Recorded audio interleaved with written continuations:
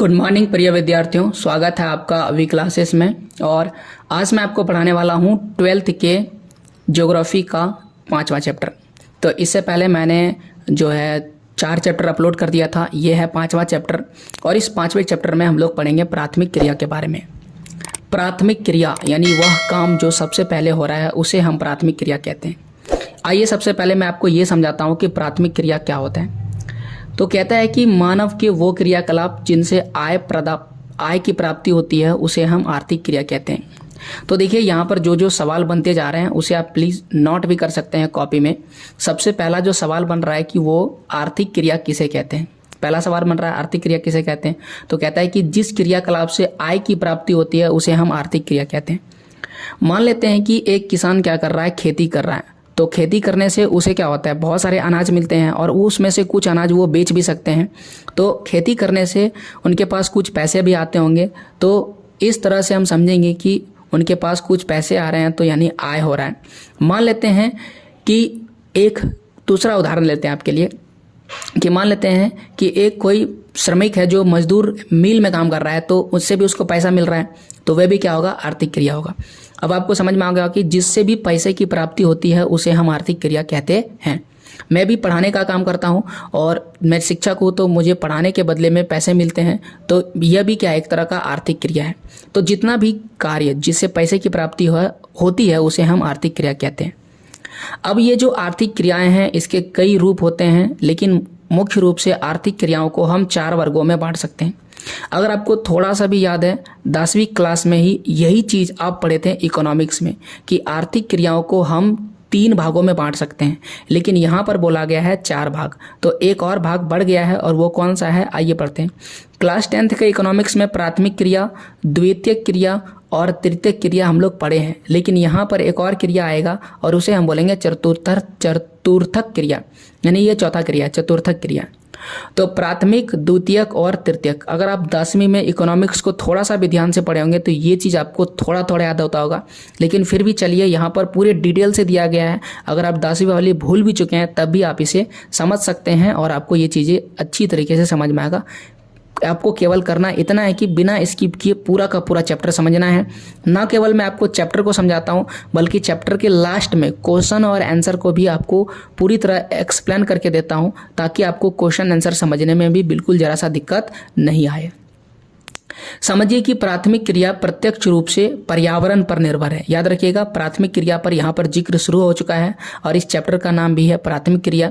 तो प्राथमिक क्रिया कहता है कि ये पूरी तरह से किस पर निर्भर है, पर्यावरण पर निर्भर है, क्योंकि ये पृथ्वी के संसाधनों पर से बनते हैं।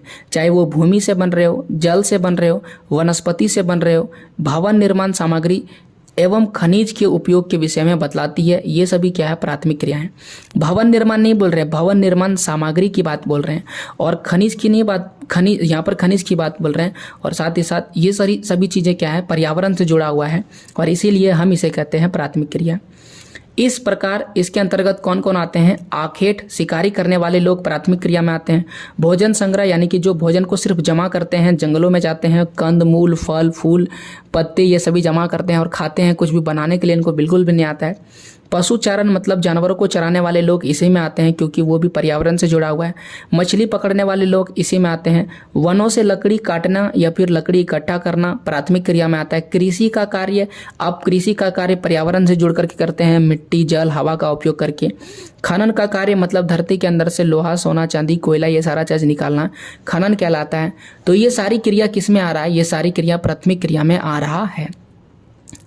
लिखा है कि मछली पकड़ने एवं कृषि करने का कार्य क्रमशः तटीय एवं मैदानी भागों के ही निवासी क्यों करते हैं। सिंपल बात है, मछली कहाँ पर मिलेगा, जहाँ पर पानी मिलेगा, और कृषि कहाँ मिलेगा, जहाँ पर पानी मिलेगा, कृषि जहाँ होता है। इसलिए जो मछली पकड़ने का काम है वो तटीय क्षेत्रों में किया जाता है, यानी समुद्र के किनारे देखने को मिलता है, और कृषि सबसे बढ़िया मैदानी भागों में किया जा सकता है। मैदानी भाग का मतलब होता है वह इलाका जो बिल्कुल प्लेन है, जैसे कि भारत का उत्तर प्रदेश, पंजाब, बिहार, ये बिल्कुल मैदानी इलाका है। यहाँ पर सभी समतल जमीन मिलता है और इन क्षेत्रों में कृषि बेहतर तरीके से किया जा सकता है, इसलिए इन क्षेत्रों में कृषि की जाती है। कहता है वे कौन से भौतिक एवं सामाजिक कारक है जो विभिन्न प्रदेशों में प्राथमिक क्रियाओं को प्रकार को निर्धारित करते हैं। ये जो आपको भौतिक और सामाजिक कारक है इसके बारे में हम लोग आगे चर्चा करेंगे। यहाँ पर एक फैक्ट लिखा गया है, क्या आप जानते हैं कि प्राथमिक कार्यकलाप करने वाले लोग उनका कार्य क्षेत्र घर से बाहर होने के कारण लाल कॉलर श्रमिक कहलाते हैं। तो कहता है कि प्राथमिक क्रियाकलाप में जो भी लोग रहते हैं वो घर से कोई भी काम नहीं कर सकते हैं, सारा काम उनको घर के बाहर करना पड़ता है। यहाँ पर देख सकते हैं घर से बाहर, इसलिए हम इसे लाल कॉलर श्रमिक कहते हैं। लाल कॉलर श्रमिक कहते हैं क्यों? क्योंकि इनका कार्य क्या होता है, घर से बाहर होता है। अब प्राथमिक क्रिया में क्या क्या चीजें पढ़ते हैं। सबसे पहले तो हम लोग आखेटक या भोजन संग्रह के बारे में पढ़ेंगे। दूसरा हमें पढ़ना है पशुचारण के बारे में। पशुचारण क्या होता है, अब ये देखिए पशुचारण के भी विभिन्न प्रकार होते हैं, जैसे कि चालवासी पशुचारण। फिर यहाँ पर देखिए वाणिज्यिक पशुधन पालन लिखा हुआ है। पशुपालन के दोनों प्रकार पढ़ने के बाद हम लोग को पढ़ेंगे कृषि के बारे में, और कृषि के भी कई प्रकार है, जिसमें से एक है निर्वाह कृषि। निर्वाह कृषि में हम लोग पढ़ेंगे आदिकालीन निर्वाह कृषि, फिर पढ़ेंगे गहन निर्वाह कृषि। गहन निर्वाह कृषि के बाद हम लोग पढ़ेंगे रोपण कृषि के बारे में, फिर हम लोग पढ़ेंगे विस्तृत वाणिज्य अनाज कृषि, फिर आता है एक मिश्रित कृषि, और फिर आता है डेयरी कृषि। अब कुछ ऐसे कृषि होते हैं जो किसी खास क्षेत्र में किए जाते हैं, उसी में से एक कृषि है जिसे हम कहते हैं भूमध्य सागरीय कृषि। अब कुछ कृषि होता है कि किसी खास क्षेत्र के लिए किया जाता है, जैसे कि कुछ ऐसे फसल होते हैं जो केवल बाजारों के लिए उगाया जाता है, तो बाजारों के लिए सब्जी के खेती एवं उद्यान कृषि, यानी कि कुछ ऐसे होते हैं जो फैक्ट्री के लिए उगाया जाता है, जैसे कि गन्ना को केवल फैक्ट्रियों के लिए उगाया जाता है, तो वैसे कृषि को बाजार के लिए खेती एवं उद्यान कृषि कहते हैं। तो ये भी हम लोग डिटेल से पढ़ेंगे। और अंत में आता है सहकारी कृषि। सहकारी कृषि सरकार की और जो सामाजिक समूह होते हैं उनके बीच में होता है, इसीलिए हम इसे सहकारी कृषि कहते हैं। अच्छा, सहकारी कृषि के बाद एक और कृषि दिया गया है और वह है सामूहिक कृषि। तो आप देख लिए कृषि के कई क्षेत्र इसमें हैं, लेकिन कृषि के सभी क्षेत्रों को और कृषि के सभी प्रकार को पढ़ने के बाद हम लोग जो अगला पढ़ेंगे वह है खनन का कार्य, और खनन कार्य को प्रभावित करने वाले कारक पढ़ेंगे। इसके बाद हम लोग खनन की अलग अलग विधियों के बारे में विस्तार से चर्चा करेंगे, जैसे कि भूमिगत खनन क्या होता है, कूपकी खनन क्या होता है, विस्तृत खनन क्या होता है। इन सभी विधियों में अंतर के बारे में भी पता करेंगे। अब आपको यह तो समझ में आ गया होगा कि इस पूरे चैप्टर में हम लोग क्या क्या चीजें पढ़ने वाले हैं। आइए एक एक करके शुरुआत से हम लोग समझते हैं। सबसे पहले हम समझते हैं कि आखेट एवं भोजन संग्रह। देखिए, मानव सभ्यता के आरंभिक युग, यानी कि जब मानव शुरुआत में पढ़ा, जन्म लिया या फिर सीखा सारी चीज़ों को, जो आदि मानव काल का समय था, जो आदि मानव काल अपने जीवन निर्वाह के लिए अपने समीप के वातावरण पर निर्भर रहता था। यानी कि वो कुछ भी चीज़ें बनाने के लिए नहीं जानता था और ना ही किसी भी चीज़ को पकाने के लिए जानता था। वो केवल और केवल क्या चाहता था, अपने आसपास की चीज़ों को इकट्ठा करने के लिए जानता था। तो उनका जीवन निर्वाह किस प्रकार होता था? उनका जीवन निर्वाह दो कार्यों द्वारा होता था। तो दो कार्य कौन सा था? पहला कार्य होगा पशुओं का आखेट यानी शिकार करके, और दूसरा है कि अपने समीप के जंगलों से खाने योग्य जंगली पौधे एवं कंदमूल आदि को एकत्रित करके करना था। तो यही दो कहलाता था, एक है आखेट और दूसरा कौन है? भोजन संग्रह। आखेट का मतलब होता है शिकार करना और भोजन संग्रह का मतलब होता है भोजन को जमा करना। तो याद रखिएगा, ये कौन है? आदि मानव कालीन वाला समय है, जिस समय मानव केवल दो ही कार्य को जानते थे। सबसे पहला कार्य कौन था? पशुओं का शिकार करना। जो पशुओं का शिकार करते थे उसे हम आखेट कहते थे। और वह लोग जो अपने आसपास के जंगलों से खाने योग्य पदार्थ, चाहे वो पौधे हो, जंगली पौधे हो, कंदमूल हो, उनको इकट्ठा करते थे, एकत्रित करते थे, उसे हम भोजन संग्रह कहते थे। आदि मानव कालीन समाज में जंगली पशुओं पर पूरी तरह से वो निर्भर था। अति शीत एवं अत्यधिक गर्म प्रदेश में रहने वाले लोग आखेट द्वारा जीवन यापन करते थे। अति शीत का मतलब होता है जहाँ बहुत ज़्यादा ठंडा पड़ता है, और जहाँ पर बहुत ज़्यादा ठंडा पड़ता होगा वहाँ पर लोगों को खाने का पदार्थ बिल्कुल भी नहीं मिलता होगा, क्योंकि जहाँ पर बहुत ज़्यादा ठंडा पड़ता है वहाँ पर वनस्पति यानी कि पेड़ पौधे या फिर उसमें उगने वाले फल मूल बिल्कुल भी गायब हो जाते हैं। तो ऐसे में वो वहाँ पर मौजूद जानवरों का शिकार करते होंगे और उसे ही खाते होंगे। इसके बाद वैसा क्षेत्र जो बहुत ज़्यादा गर्म है, जैसे कि राजस्थान का रेगिस्तानी इलाका समझ लीजिए, या फिर सहारा का रेगिस्तान। अगर कल्पना कीजिए इन क्षेत्रों में कोई लोग रहते होंगे तो वहाँ पर उनके पास कोई दूसरा ऑप्शन नहीं होगा, क्योंकि वहाँ पर जंगली पौधे तो बिल्कुल भी नहीं होंगे, ना केवल पेड़ पौधे होंगे। तो ऐसे में वो वहाँ पर रहने वाले जानवरों का ही शिकार करते होंगे। तकनीकी विकास के कारण यद्यपि धीरे धीरे वो मत्स्य ग्रहण आधुनिकीकरण से युक्त हो गया होगा, तथापि यानी कि वो मछली पकड़ने के लिए धीरे धीरे सीख गए होंगे, तो धीरे धीरे वो तटवर्ती क्षेत्रों में रहने वाले लोग अब भी मछली पकड़ने का कार्य करते हैं। जैसा कि हम देखते हैं तटवर्ती यानी कि जो समुद्र के किनारे रहते हैं वो आज भी मछली पकड़ने का कार्य करते हैं। तो इससे हमें पता चल रहा है कि लोग मछली पकड़ने का कार्य कई समय पहले से जानते होंगे। अवैध शिकार के कारण जीवों की कई प्रजातियां या तो लुप्त हो गई या संकटापन्न है। तो बहुत सारे ऐसे जानवर हैं, बहुत सारे ऐसे मछलियां हैं जिनका शिकार करना बहुत ही मनाही है, लेकिन फिर भी लोग अवैध तरीके से शिकार कर रहे हैं, यानी कि चोरी चुपके जंगलों में जाकर के जानवरों को मार रहे हैं, जिसके कारण बहुत सारे ऐसी प्रजातियां हैं जो पूरी तरह से लुप्त हो चुका है। लुप्त होने का मतलब अब वो आपको देखने को नहीं मिलेगा। यह तो संकटापन्न है। संकटापन्न का मतलब या तो लुप्त हो चुका है या तो लुप्त होने वाला है। प्राचीन काल के आखेटक पत्थर या लकड़ी के बने औजार एवं तीर इत्यादि का प्रयोग करते थे। जैसा कि हम सभी जानते हैं उस समय बिल्कुल आधुनिक अभी के जैसे ऐसे थोड़ा था कि बंदूक था कार 98 MW AWM, वैसा कोई बंदूक तो होगा नहीं। वो केवल पत्थरों का प्रयोग करते होंगे और लकड़ी के बने हुए औजार या तो तीर का प्रयोग करते होंगे, जिससे मारे जाने वाले पशुओं की संख्या क्या थी, सीमित रहती थी, यानी कि कम रहता था। लेकिन आप जान ही रहे हैं कि आज कितना हम लोग टेक्नोलॉजी में आ चुके हैं, कितना तकनीक आगे आ चुका है, बैठे बैठे हेडशॉट मारा जा सकता है। तो इसके चलते बहुत सारे जानवर क्या हो रहे हैं, मर रहे हैं बहुत ही तेज़ी से। अब आगे बढ़ते हैं। यहाँ पर देखिए लिखा हुआ है कि भारत में शिकार पर क्यों प्रतिबंध लगाया गया। सिंपल इसका जवाब है कि भारत में बहुत सारे जानवर जो है लुप्त हो रहे हैं, जैसे कि काला हिरन हो गया। अगर उनकी संख्या को कंट्रोल में नहीं रखा गया तो आने वाले समय में काला हिरन खत्म हो जाएगा। अब कुछ समय ऐसा है जब एक सींग वाला गेंडा जो है, एक सींग वाला गेंडा, तो आप लोग गेंडा देखे होंगे लेकिन पता नहीं एक सींग वाला गेंडा देखे हैं कि नहीं देखे हैं। तो ये एक सींग वाला गेंडा कुछ समय में, आने वाले समय में विलुप्त हो जाएगा। एक सींग वाला गेंडा का 2 प्रजाति था। एक ऐसा प्रजाति था जिसका आकार बहुत बड़ा होता था, वो बिल्कुल पूरी दुनिया में विलुप्त हो चुका है। और एक है जो छोटा आकार वाला है, वो अभी आपको मिल जाएगा काजीरंगा में, ठीक है। तो आप देख सकते हैं और असम के क्षेत्रों में अभी आपको देखने को मिल जाएगा। लेकिन एक सींग वाला गेंडा पूरी तरह से खत्म हो जाएगा। तो क्यों? क्योंकि उसका शिकार किया जा रहा है, उसके सींग को बेचा जा रहा है, उसके मांस, हड्डी, खाल, हर चीज़ से दवाइयाँ बनती है जानवरों के। इसलिए भारत सरकार चाहती है कि वो बिल्कुल प्रतिबंध कर दिया जाए ताकि वो विलुप्त नहीं हो। इसलिए भारत में शिकार पर प्रतिबंध लगाया गया है।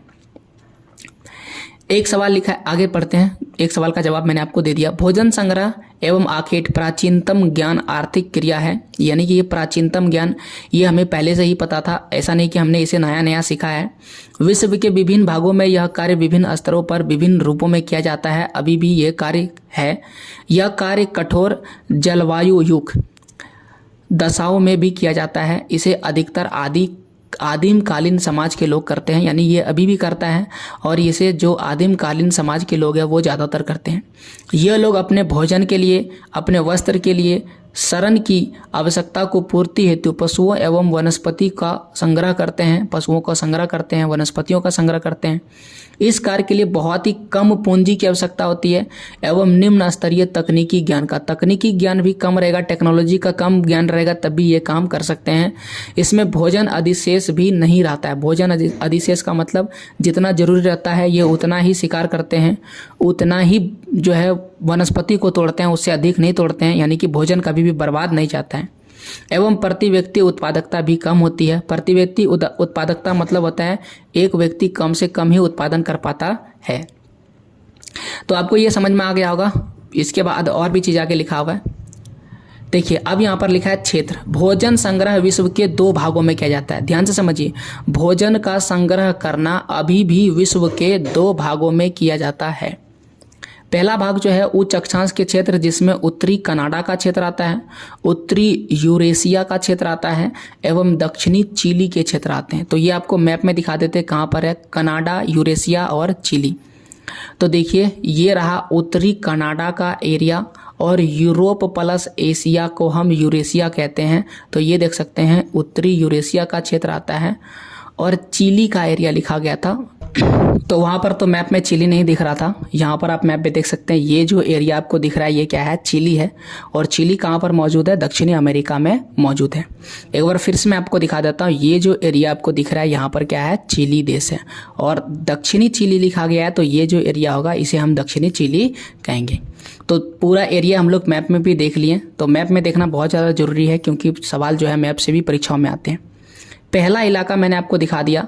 अब यहाँ पर दूसरा लिखा है। दूसरा लिखा है निम्न अक्षांश के क्षेत्र, जिसमें अमेजन बेसिन, उष्णकटिबंधीय अफ्रीका, ऑस्ट्रेलिया, एवं दक्षिण पूर्व एशिया का आंतरिक प्रदेश आता है। तो आइए इन प्रदेशों को देखते हैं।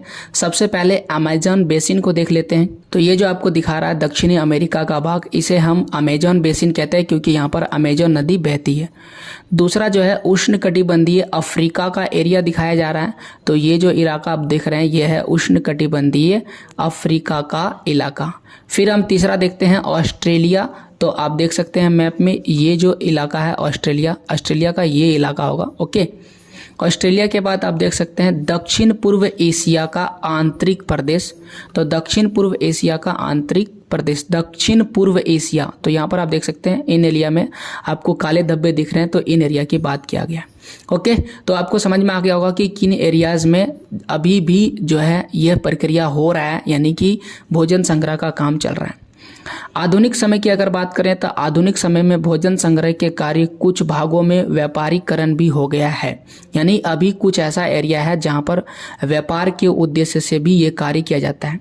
ये लोग कीमती पौधे की पत्तियां, छाल एवं औषधीय पौधों को सामान्य रूप से संशोधित कर बाजार में बेचने का कार्य करते हैं। सिंपल बात है, जो कीमती पौधे होते हैं, कीमती पौधे कौन है? वैसे पौधे जिनसे बड़ी बड़ी इलाज का दवाइयाँ बनाया जाता है। जैसे कि अगर आपको कैंसर की दवाई के इलाज के लिए इलाज का दवाई चाहिए तो उसका पौधे वो कीमती पौधे आ जाएगा। या फिर वैसे ही कुछ पौधे के साल हो गए हैं जो औषधि के लिए बहुत ज़्यादा मान्य है, तो उनको बाजार में बेचने के लिए वो इसका प्रयोग करते हैं।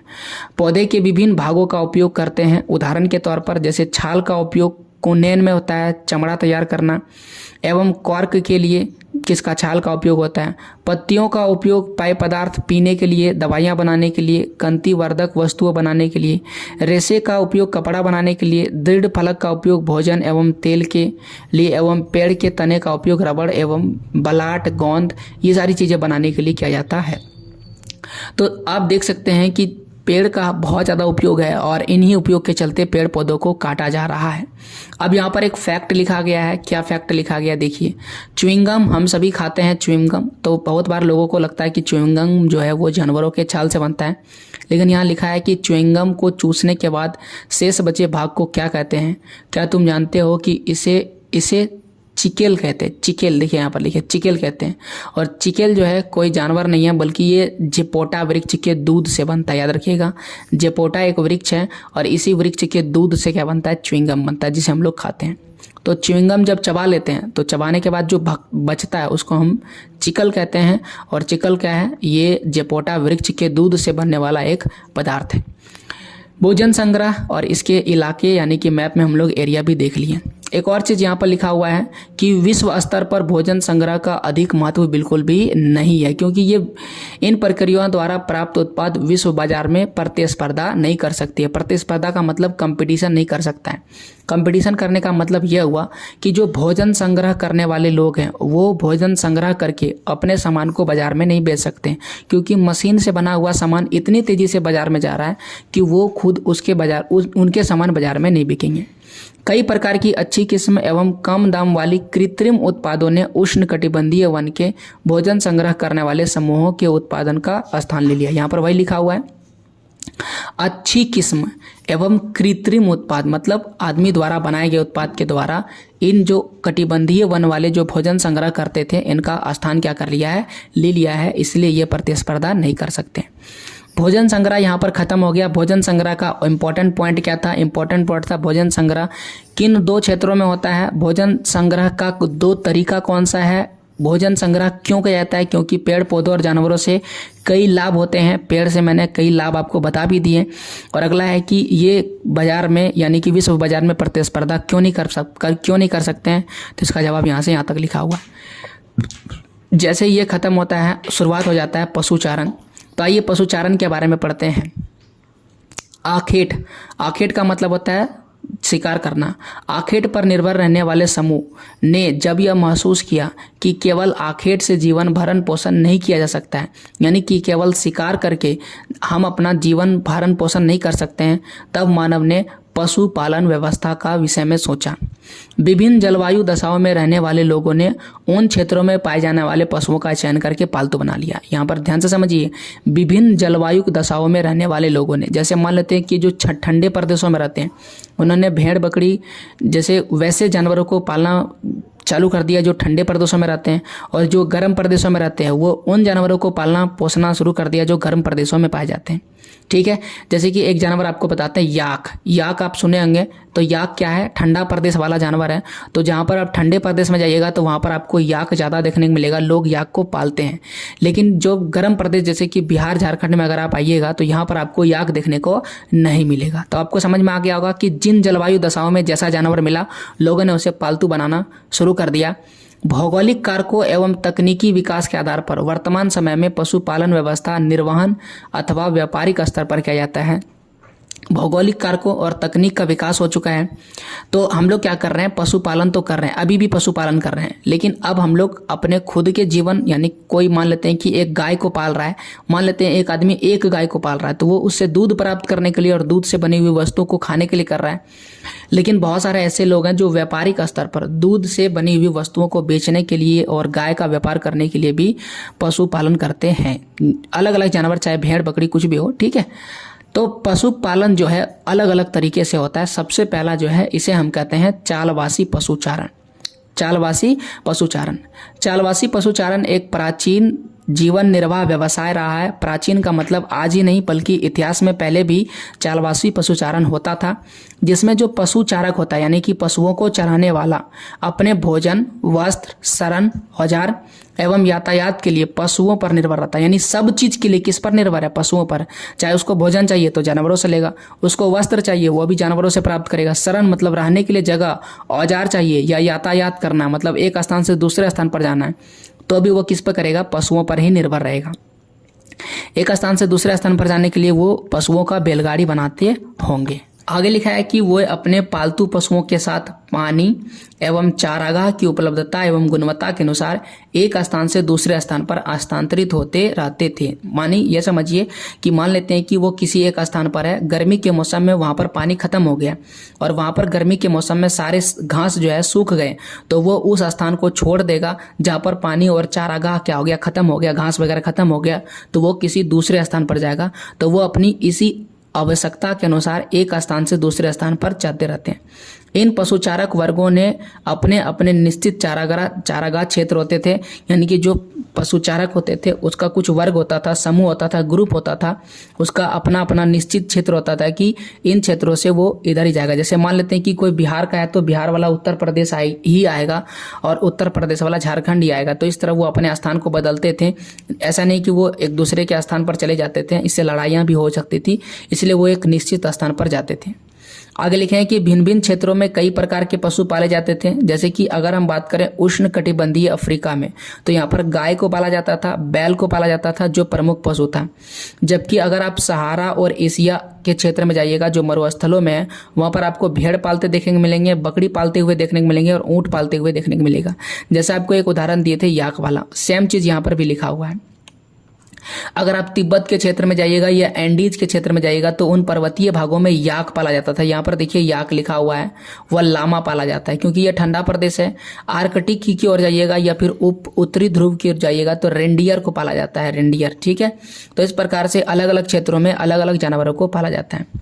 चालवासी पशुचारण 3 प्रमुख क्षेत्र है। चालवासी पशुचारण के कितने क्षेत्र हैं, तो चालवासी पशुचारण के 3 प्रमुख क्षेत्र हैं। इसका प्रमुख क्षेत्र उत्तर अफ्रीका के एटलांटिक तट से अरब प्रायद्वीप होता हुआ मंगोलिया एवं मध्य चीन तक फैला हुआ है। ये हो गया पहला क्षेत्र। तो आइए हम लोग मैप में दिखाते हैं मानचित्र में कहाँ पर है ये क्षेत्र। तो यहाँ पर आप देख सकते हैं, ये है वो मैप, देख सकते हैं ये अफ्रीका है, अरब प्रायद्वीप है और यहाँ एशिया का ये जो इलाका है मंगोलिया, इन क्षेत्रों तक फैला हुआ है। ये पहला है जहाँ पर चालवासी पशुचारण है, मतलब कि इन क्षेत्रों से ये इस और आगे बढ़ते होंगे पशुओं को चराते चराते और फिर वो चराते चराते वापस आते होंगे। ये पहला इलाका है। इसके बाद दूसरा जो क्षेत्र है, यहाँ पर दूसरा क्षेत्र साफ साफ लिखा हुआ है, ये यूरोप के क्षेत्र में फैला हुआ है और एशिया के तुंड्रू प्रदेश में, दोनों ही देख लेते हैं यूरोप और एशिया का क्षेत्र में कहाँ पर फैला हुआ है। तो देखिए ये यूरोप और एशिया का इलाका है, इन क्षेत्रों में ये फैला हुआ है। ये तो दूसरा इलाका हो गया। अब तीसरा इलाका देखिए, तीसरा इलाका इस क्षेत्र के दक्षिणी गोलार्ध में दक्षिणी पश्चिम अफ्रीका एवं मेडागास्कर द्वीप पर है। तो ये देखिए दक्षिणी पश्चिमी अफ्रीका और ये है मेडागास्कर का क्षेत्र, इन क्षेत्रों में ये फैला हुआ है। ये कौन सा इलाका है? ये तीसरा इलाका है। तो तीनों का तीनों क्षेत्र हम लोग देख लिए मानचित्र में। इन तीनों क्षेत्र में आपको कौन सा जो है पशुचारण देखने को मिलेगा, उसका नाम है चालवासी पशुचारण। तो याद रखिएगा तीनों क्षेत्र आपको मानचित्र में भी दिखा दिए, 3 क्षेत्र है चालवासी पशुचारण के। ध्यान से समझते हैं, लिखा है कि नए चारागाह की खोज में ये जो पशुचारक है ये समतल भागों एवं पर्वतीय क्षेत्र में लंबी दूरियां तय करते हैं। गर्मियों में मैदानी भाग से पर्वतीय चारागाह की ओर, ध्यान से समझिए, लिखा है गर्मियों में, तो जब यहाँ पर गर्मी का मौसम आएगा तब वो कहाँ से कहाँ जाएगा। देखिए ये पहाड़ है और ये है मैदानी इलाका और यहाँ पर लिखते हैं गर्मी। तो क्या बोला गया है, जब गर्मी आएगा तो वो मैदानी भाग से पर्वतीय चारागाह की ओर जाएगा, यानी ये मैदानी भाग से पर्वत की ओर जाएगा। ठीक है, यानी मैदान को छोड़ करके वो पर्वत की ओर जाएगा। गर्मी के मौसम में क्या होता है, जो मैदानी इलाका है वहाँ पर चारागाह कम पड़ जाता है, जबकि पर्वतीय क्षेत्र में बच जाता है, इसलिए वो मैदानी भाग से पर्वतीय भाग की ओर जाता है। लेकिन जब शीत यानी ठंडा का मौसम आता है तो देखिए ठंडा का मौसम में ऊपर में बर्फ़ पड़ता है और बर्फ़ पड़ने से ऊपर का पूरा एरिया बर्फ़ से ढक जाता है और बर्फ़ से ढक जाने के चलते ऊपर में ठंड बढ़ जाता है और घास वगैरह भी पूरी तरह से विलुप्त हो जाता है। इसलिए वो पर्वतीय भाग से किस ओर आएगा, मैदानी भाग में आएगा। किस मौसम में? शीत के मौसम में, यानी ठंडा प्रदेश में। तो पर्वतीय भाग से मैदानी चारागाह की ओर प्रवास करते हैं। इनकी इस गतिविधि को ऋतु प्रवास कहा जाता है। याद रखिएगा, यहाँ पर सवाल पूछा जाएगा कि ऋतु प्रवास किसे कहते हैं, तो आपको ये पूरा का पूरा लिखना है। नए चारागाह की तलाश में पशुचारकों द्वारा समतल भाग एवं पर्वतीय क्षेत्र में लंबी दूरी तय करते हैं। गर्मी के मौसम में मैदान से पर्वतीय क्षेत्र में आते हैं और शीत के क्षेत्र यानी ठंडी के क्षेत्र में वो पर्वतीय से मैदानी भाग में आते हैं। इसी को हम ऋतु प्रवास कहते हैं। तो ये सवाल लिखा जा सकता है। आइए पढ़ते हैं कि भारत में हिमालय के पर्वतीय क्षेत्रों में गुज्जर है, बकरवाल है, गद्दी है, भूटिया लोग समूह ग्रीष्म काल में, देखिए भारत का बात कर रहे हैं, भारत में कहाँ पर, हिमालय के पर्वतीय क्षेत्र में। हिमालय के पर्वतीय क्षेत्र में जो चरवाहा रहते हैं उसका नाम बताइए, तो उनका नाम सुनिए। गुज्जर चरवाहा है, बकरवाल चरवाहा है, गद्दी चरवाहा है और भूटिया चरवाहा है। ये जो लोग हैं ये ग्रीष्म काल में, गर्मी के मौसम में किधर जाएगा, सिंपल बात है, गर्मी के मौसम में मैदानी क्षेत्र से वो पर्वतीय क्षेत्र में चले जाते हैं। बिल्कुल अभी थोड़ी देर पहले आपको समझाएं, क्योंकि गर्मी के मौसम में मैदानी क्षेत्र से वो पर्वतीय क्षेत्र में जाएंगे। इसका 2 कारण है। पहला तो मैदानी क्षेत्र में कृषि वगैरह हो जाता है तो घास वगैरह कम हो जाता है, जबकि पर्वतीय क्षेत्र में कृषि वगैरह नहीं होता है तो वहाँ पर घास बना हुआ रहता है। दूसरा है कि नीचे जो है गर्मी अधिक लगता है, लेकिन पर्वत के ऊपर में आपको गर्मी कम लगेगा, ठीक है, ठंडा लगता है, तो इसीलिए वहाँ पर लोग चले जाते हैं। एवं शीतकालीन में पर्वतीय क्षेत्र से मैदानी क्षेत्र में जाते हैं। कारण आप जान रहे हैं कि शीतकाल में ऊपर में बहुत ज़्यादा ठंड पड़ेगा, यहाँ तक कि बर्फ़ पड़ने लगता है। इस प्रकार से टुंड्रू प्रदेश में ग्रीष्म काल में दक्षिण की ओर से शीत एवं उत्तर से दक्षिण की ओर चालवासी पशुचारण। यहाँ पर देखिए टुंड्रू प्रदेश वाला देख लीजिए।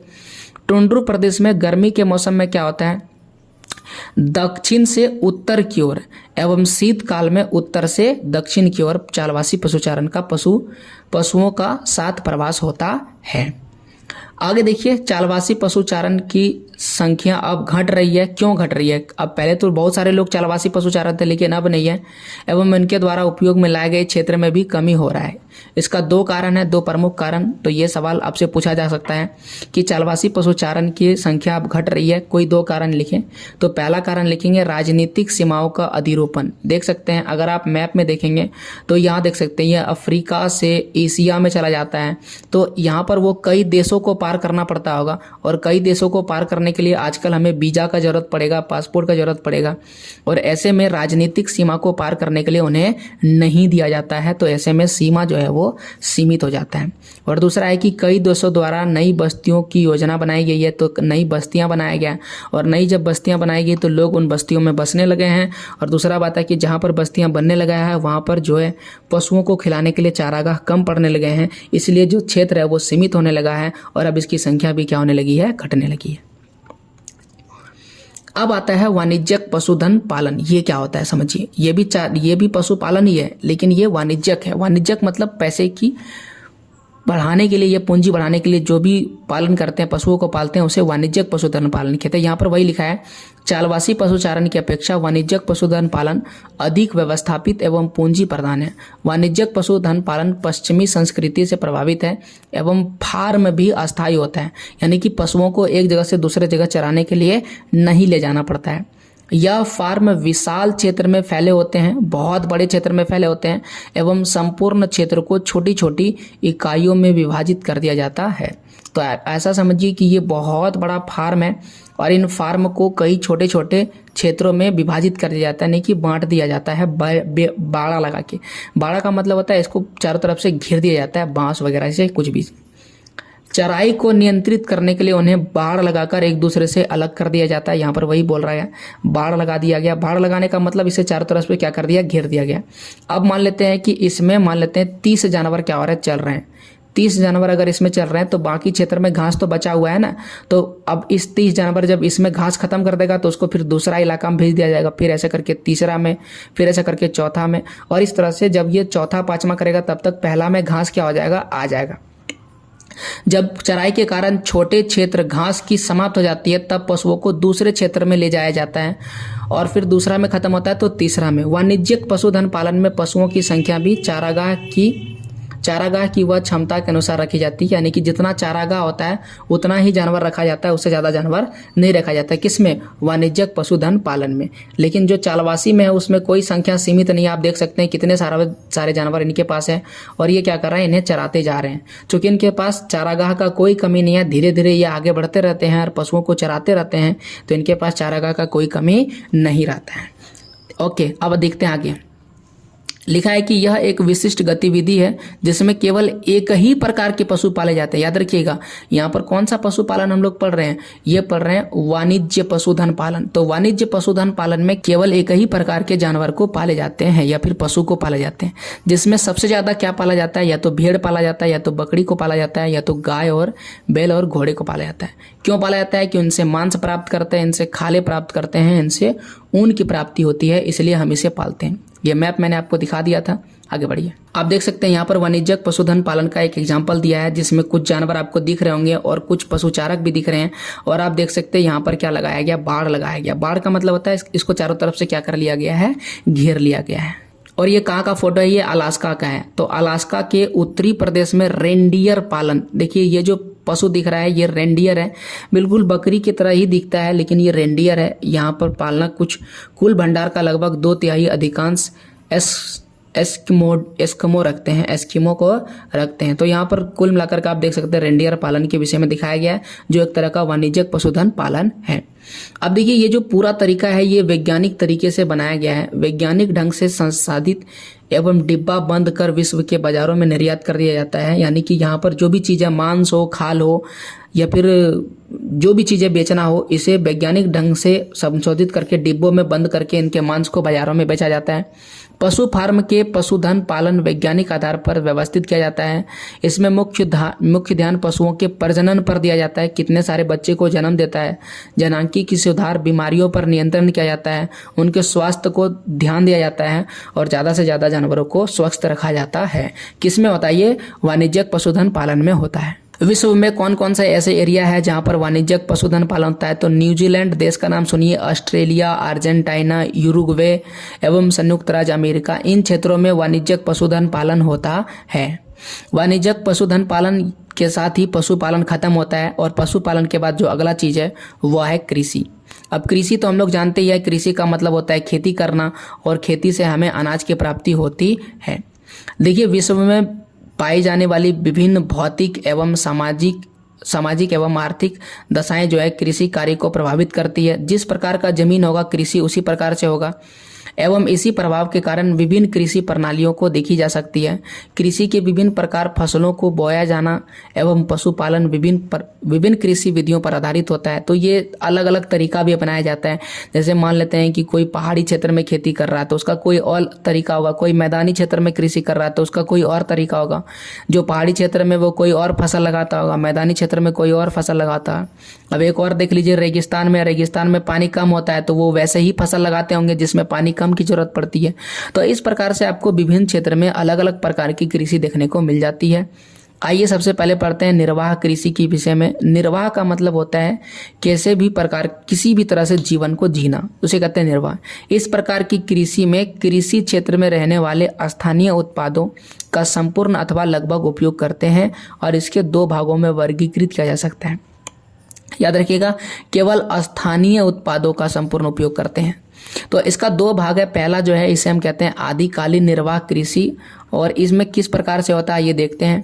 कहता है कि आदिकालीन निर्वाह कृषि जो है, या फिर हम इसे स्थानांतरणशील कृषि भी कहते हैं। स्थानांतरणशील का मतलब होता है एक स्थान को छोड़ करके किसी दूसरे स्थान पर जब जाते हैं तो उसे हम स्थानांतरण कहते हैं। उष्णकटिबंधीय क्षेत्र में इसे किया जाता है। उष्णकटिबंधीय क्षेत्र में इसे करने का अच्छा, आपको क्या उष्णकटिबंधीय क्षेत्र, कटिबंधीय क्षेत्र समझ में आ रहा है? अगर आपको नहीं आ रहा है तो आप मेरा एक वीडियो देखिएगा, क्लास 6 का मैंने ज्योग्राफी वाला वीडियो डाला है। उसमें मैंने बताया कि पृथ्वी पर अलग अलग प्रकार की रेखाएं हैं, जिसमें से एक रेखा को हम कहते हैं विषुवत रेखा, फिर आता है कर्क रेखा। ये कौन सी रेखा है? कर्क रेखा है, ठीक है। और पृथ्वी की बात कर रहे हैं, और यहाँ पर है मकर रेखा, मकर और फिर रेखा है। तो कर्क रेखा और मकर रेखा के बीच के एरिया को हम उष्णकटिबंधीय एरिया कहते हैं, ठीक है। उष्णकटिबंधीय के बाद ऊपर का जो एरिया है उपोष्णकटिबंधीय है, और फिर अगला है शीतकटिबंधीय। नीचे भी उसी प्रकार से उपोष्णकटिबंधीय है और फिर है शीतकटिबंधीय। तो ये हमें याद रखना चाहिए, कौन सा है उष्णकटिबंधीय क्षेत्र और कौन सा है उपोष्णकटिबंधीय और कौन सा है शीतकटिबंधीय क्षेत्र। तो अगर आपको ये चीज़ नहीं आता है तो क्लास 6 वाला प्लीज़ वीडियो देखिएगा, उसमें विस्तार से बताए हैं। क्लास 6 का ज्योग्राफी पूरा देख लीजिए, एनसीईआरटी सॉल्यूशन जितना भी डाले हैं मेरे चैनल पर अवेलेबल है। नहीं तो क्लास 6 एनसीईआरटी सॉल्यूशन अभी क्लासेस डालिएगा तो आपको मिल जाएगा, तो उसमें पूरी डिटेल से ये सारी चीज़ें बताया गया। तो कहते हैं कि उष्णकटिबंधीय क्षेत्र में आपको किस प्रकार से खेती देखने को मिलेगा? स्थानांतरणशील कृषि, या तो हम आदिकालीन जीवन निर्वाह कृषि कहते हैं, जहाँ पर आदिम जाति के जो लोग होते हैं, आदिम जाति के लोग क्या करते हैं? यह कृषि करते हैं। इसका क्षेत्र कहाँ पर है? अफ्रीका, दक्षिणी एवं मध्य अमेरिका का उष्णकटिबंधीय भाग एवं दक्षिणी पूर्वी एशिया। आइए अब हम लोग मानचित्र में से देख लेते हैं। जैसा कि मैं आपको बोल चुका हूं कि ये जो पूरा इलाका है उष्णकटिबंधीय, ये कर्क रेखा और दूसरी कौन सी रेखा? मकर रेखा के बीच का एरिया है। तो यहाँ पर मकर रेखा है, जैसा कि आप डॉट डॉट देख रहे होंगे मानचित्र में, और ये है आपका कर्क रेखा, इसे भी आप डॉट डॉट देख सकते हैं। और उष्णकटिबंधीय एरिया इसके बीच के पास में ही आएगा। तो देख सकते हैं ये इलाका, देख सकते हैं ये दक्षिणी अमेरिका में है। मैप में साफ साफ बोला गया है। अफ्रीका देख लेते हैं, तो ये देखिए ये अफ्रीका का बिल्कुल बीच वाला पूरा जो इलाका है अफ्रीका के, और दक्षिणी और मध्य अमेरिका में आपको देखने को मिलेगा। दक्षिणी अमेरिका और ये है मध्य अमेरिका, इन एरिया में आपको देखने को मिलेगा। इसके अलावा उष्णकटिबंधीय भाग जो दक्षिण पूर्व एशिया की अगर बात करें, दक्षिण पूर्व एशिया, तो इसे हम कहते हैं दक्षिण पूर्व एशिया। तो आहरी इलाका आपको दिखा दिए, ये अफ्रीका का इलाका है, ये मध्य अमेरिका है, और ये आपको दक्षिणी अमेरिका मिलेगा, और ये है दक्षिण पूर्व एशिया। और ये दोनों ही, ये सभी एरिया कहाँ पर आ रहा है? कर्क रेखा और मकर रेखा के बीच में आ रहा है। इसे ही हम उष्णकटिबंधीय क्षेत्र कहते हैं, और इन क्षेत्रों में ही आपको देखने को मिलेगा इस तरह की कृषि। स्थानांतरित कृषि, मतलब स्थानांतरित कृषि को ही हम कहते हैं आदिकालीन जीवन निर्वाह कृषि। अब देखिए इन क्षेत्रों की वनस्पति को जला दी। देखिए किस प्रकार से यह कृषि किया जाता है। पहले तो यहाँ पर जो भी वनस्पति है, जो वनस्पति का मतलब होता है पेड़ पौधे, जो भी यहाँ पर पेड़ पौधे, जंगल झाड़ जो भी उगा हुआ है, पहले क्या करेगा? उनको जला देगा। तो जलाने के लिए सबसे पहले काटना पड़ेगा, काटेगा और फिर इसको क्या करेगा? जला देगा। एवं जली हुई राख की परत उर्वरक का कार्य करती है। जैसे ही इसे जला देगा तो ये पूरा क्या बन जाएगा? एक फील्ड बन जाएगा। और यहाँ पर जो राख है, राख जलने के बाद जो राख बचेगा वो राख क्या करेगा? उर्वरक का मतलब खाद का कार्य करती है। और इस प्रकार स्थानांतरितशील कृषि कर्तन एवं दहन कृषि भी कहलाती है। चूंकि हम इसको काट रहे हैं और जला रहे हैं, इसलिए हम स्थानांतरणशील कृषि को कर्तन एवं दहन कृषि भी कहते हैं। अब आपको समझ में आ गया कर्तन दहन कृषि क्या है और क्यों कहते हैं। देखिए इसमें बोए गए खेत बहुत ही छोटे छोटे होते हैं एवं खेती भी पुराने औजारों जैसे कि लकड़ी, कुदाली, फावड़े द्वारा की जाता है। और कुछ समय के बाद लगभग 3 से 5 साल, ये बहुत बार बच्चों को डाउट रहता है कि कितने समय के बाद छोड़ दिया जाता है। लगभग 3 से 5 साल तक उसमें खेती होता है। और 3 से 5 साल की खेती के बाद जब मिट्टी जो है उपजाऊपन कम हो जाता है, क्योंकि बार बार खेती करने से मिट्टी की उपजाऊ कम हो जाती है। और अभी हम लोग क्या करते हैं, एक ही जगह पर खेती करते हैं, लेकिन जब मिट्टी की उपजाऊ कम होता है तो हम उसमें केमिकल यानी कि खाद डाल देते हैं। लेकिन उस समय क्या होता है, जैसे ही उपजाऊ समाप्त होता था तब कृषक यानी कि किसान क्या करता था, उस क्षेत्र को छोड़ करके नए क्षेत्र वन को जलाकर कृषि के लिए भूमि तैयार कर लेता था। यानी वो उस क्षेत्र को छोड़ देता था और फिर एक नए क्षेत्र में चला जाता था और वहाँ पर भी वही सेम चीज़ वो करता था, जंगलों को काटा, फिर उससे जो राख हुआ उस पर खेती करता था। यानी कि एक स्थान को छोड़ करके वो किसी दूसरे स्थान पर जा रहा है और कुछ समय के पश्चात कृषक वापस पहले कृषि क्षेत्र पर कृषि कार्य करने के लिए आ जाता था। तो पहले एक क्षेत्र से दूसरे क्षेत्र में गया, फिर से वापस उसी में आया, यानी कि ये प्रक्रिया उनका चलता ही रहता था और इस कृषि को हम स्थानांतरित कृषि कहते थे। अब इसकी सबसे बड़ी समस्या क्या है, देखिए कहता है कि ये सबसे बड़ी समस्या यह है कि इस क्षेत्र में भूमि की उर्वरता कम होती जाती है, जिससे झूम चक्र कहा जाता है। झूम चक्र कहा जाता है, आग लगाकर कृषि क्षेत्र तैयार करना ही झूम क्षेत्र कहलाता है। तो ये छोटा होता था। उष्ण कटिबंधीय क्षेत्रों में इसे अलग अलग नामों से जाना जाता है। ये जो झूम खेती है, ये जो कर्तन दहन प्रणाली वाला कृषि है, इसका अलग अलग नाम है। जैसे ध्यान से समझिए, भारत का जो उत्तर पूर्वी राज्य है जिसमें असम, मेघालय, नागालैंड, मिजोरम, त्रिपुरा और अरुणाचल प्रदेश आता है, इसे हम उत्तर पूर्वी राज्य कहते हैं, याद रखिएगा। तो उत्तर पूर्वी राज्य में इसे झूमिंग कहते हैं। क्या कहते हैं? झूमिंग। मध्य अमेरिका में जाइएगा और मैक्सिको में जाइएगा तो यहाँ पर इसका नाम है मिल्पा। मलेशिया जाइएगा तो इसी कृषि का, या तो इंडोनेशिया जाइएगा तो लदांग कहा जाता है। आप ऐसे अन्य नाम क्षेत्रों के नाम का पता लगाइए जहाँ इस प्रकार की कृषि की जाती है एवं वहाँ इसे किस नाम से पुकारा जाता है। तो आपको ये क्षेत्र का नाम पता करना है। तो भारत के क्षेत्र में तो इसे कर्तन दहन प्रणाली और झूम खेती ही कहा जाता है। झूम खेती खत्म हो गया। अब आपको समझ में आ गया होगा कि झूम खेती या कर्तन दहन प्रणाली वाला कृषि किसे कहते हैं। अब आइए अगला कृषि के बारे में पढ़ते हैं और उस कृषि का नाम है गहन निर्वाह कृषि। गहन निर्वाह कहता है कि इस प्रकार की कृषि मानसून एशिया के घने बसे देशों में की जाती है। जो घना बसा हुआ देश है वहां पर किया जाता है। गहन निर्वाह कृषि भी दो प्रकार का होता है, ये पहला है और ये दूसरा है। कहता है कि चावल प्रधान गहन निर्वाह कृषि और चावल रहित गहन निर्वाह कृषि। चावल प्रधान का मतलब होता है जहाँ पर चावल सबसे ज़्यादा किया जाएगा उसे हम चावल प्रधान गहन निर्वाह कृषि कहेंगे, और एक ऐसा क्षेत्र जहाँ पर चावल का उत्पादन कम किया जाएगा उसे हम कहेंगे चावल रहित गहन निर्वाह कृषि। अब ये चावल प्रधान गहन निर्वाह कृषि क्या है? कहता है इसमें चावल प्रमुख फसल होती है। अत्यधिक संख्या में घनत्व के कारण खेतों का आकार छोटा होता है एवं कृषि कार्य में कृषक का संपूर्ण परिवार लगा रहता है। सब के सब परिवार इसमें लगे रहते हैं। भूमि का गहन उपयोग होता है, मतलब बहुत ज़्यादा उपयोग होता है, बार बार कृषि करता है एवं यंत्रों की अपेक्षा मानव श्रम अधिक महत्व होता है। यानी यहाँ मशीन का उपयोग कम किया जाता है और अधिक से अधिक मानव श्रम का उपयोग किया जाता है। उर्वरता को बनाए रखने से, जानते ही हैं खेती करने से बार बार उर्वरता खत्म होता है। बनाए रखने के लिए पशुओं के गोबर की खाद का प्रयोग करते हैं। ध्यान से समझिए, पशुओं के गोबर की खाद का, हरी खाद का, हरी पत्ती वगैरह उपयोग करते हैं। इस कृषि में प्रति इकाई उत्पादन अधिक होता है, परंतु प्रति कृषक उत्पादन बहुत ही कम होता है। यानी प्रति इकाई का मतलब एक खेत में ज़्यादा से ज़्यादा खेती होता है, लेकिन एक आदमी के लिए जो उत्पादन है बहुत कम होता है। क्यों? क्योंकि कारण समझिए, जनसंख्या अधिक है, जनसंख्या का घनत्व अधिक है, छोटा सा खेत है लेकिन संपूर्ण परिवार लगा हुआ है। यानी एक खेत में जिसमें 3 आदमी का जरूरत है उसमें 10 आदमी लगा हुआ है। तो खेत में तो सही फसल उग रहा है लेकिन एक आदमी के लिए अनाज कम पड़ जा रहा है। इसलिए कहता है कि प्रति इकाई उत्पादन अधिक होता है लेकिन प्रति कृषक उत्पादन क्या हो जाता है? कम हो जाता है। दूसरा चावल रहित, जैसा कि बोल चुके हैं कि इसमें चावल नहीं होगा। कहता है कि मानसून एशिया के अनेक भागों में उच्चवाच जलवायु, मृदा और अन्य भौगोलिक कारकों में भिन्नता के कारण धान की फसल उगाना प्रायः संभव नहीं है, क्योंकि धान की फसल में अत्यधिक पानी की आवश्यकता होती है।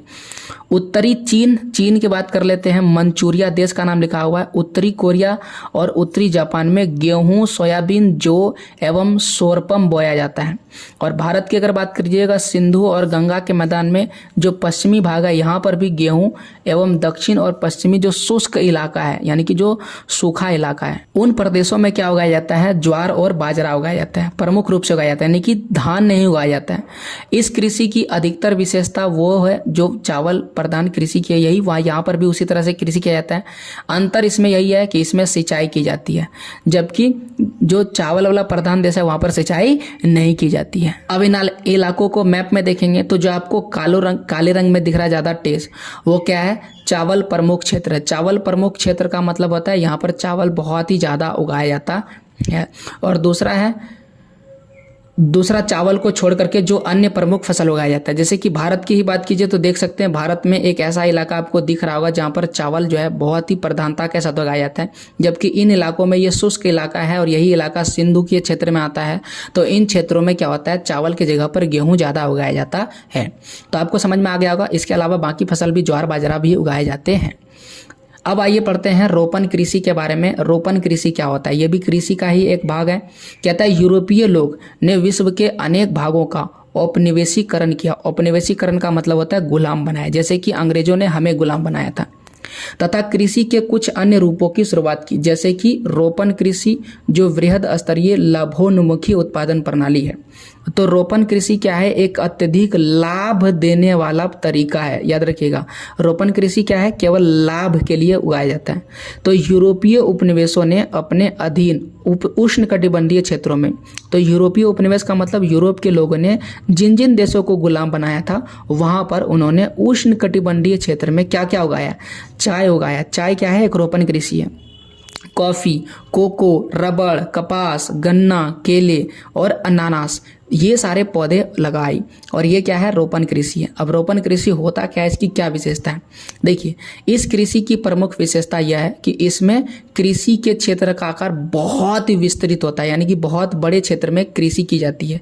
इसमें अधिक पूंजी निवेश, ज़्यादा पैसा लगता है, उच्च प्रबंधन, बढ़िया बढ़िया टेक्नोलॉजी का जरूरत पड़ता है, तकनीकी आधार एवं वैज्ञानिक विधियों का प्रयोग किया जाता है। यह एक फसली प्रणाली है। एक फसली मतलब केवल एक ही कृषि इसमें उगाया जाएगा। किसी एक फसल के उत्पादन पर ही संकेंद्रण किया जाता है। श्रमिक सस्ते मिल जाते हैं एवं यातायात विकसित होता है, जिसके द्वारा बागान एवं बाजार को सुचारू रूप से जोड़ा जा सकता है।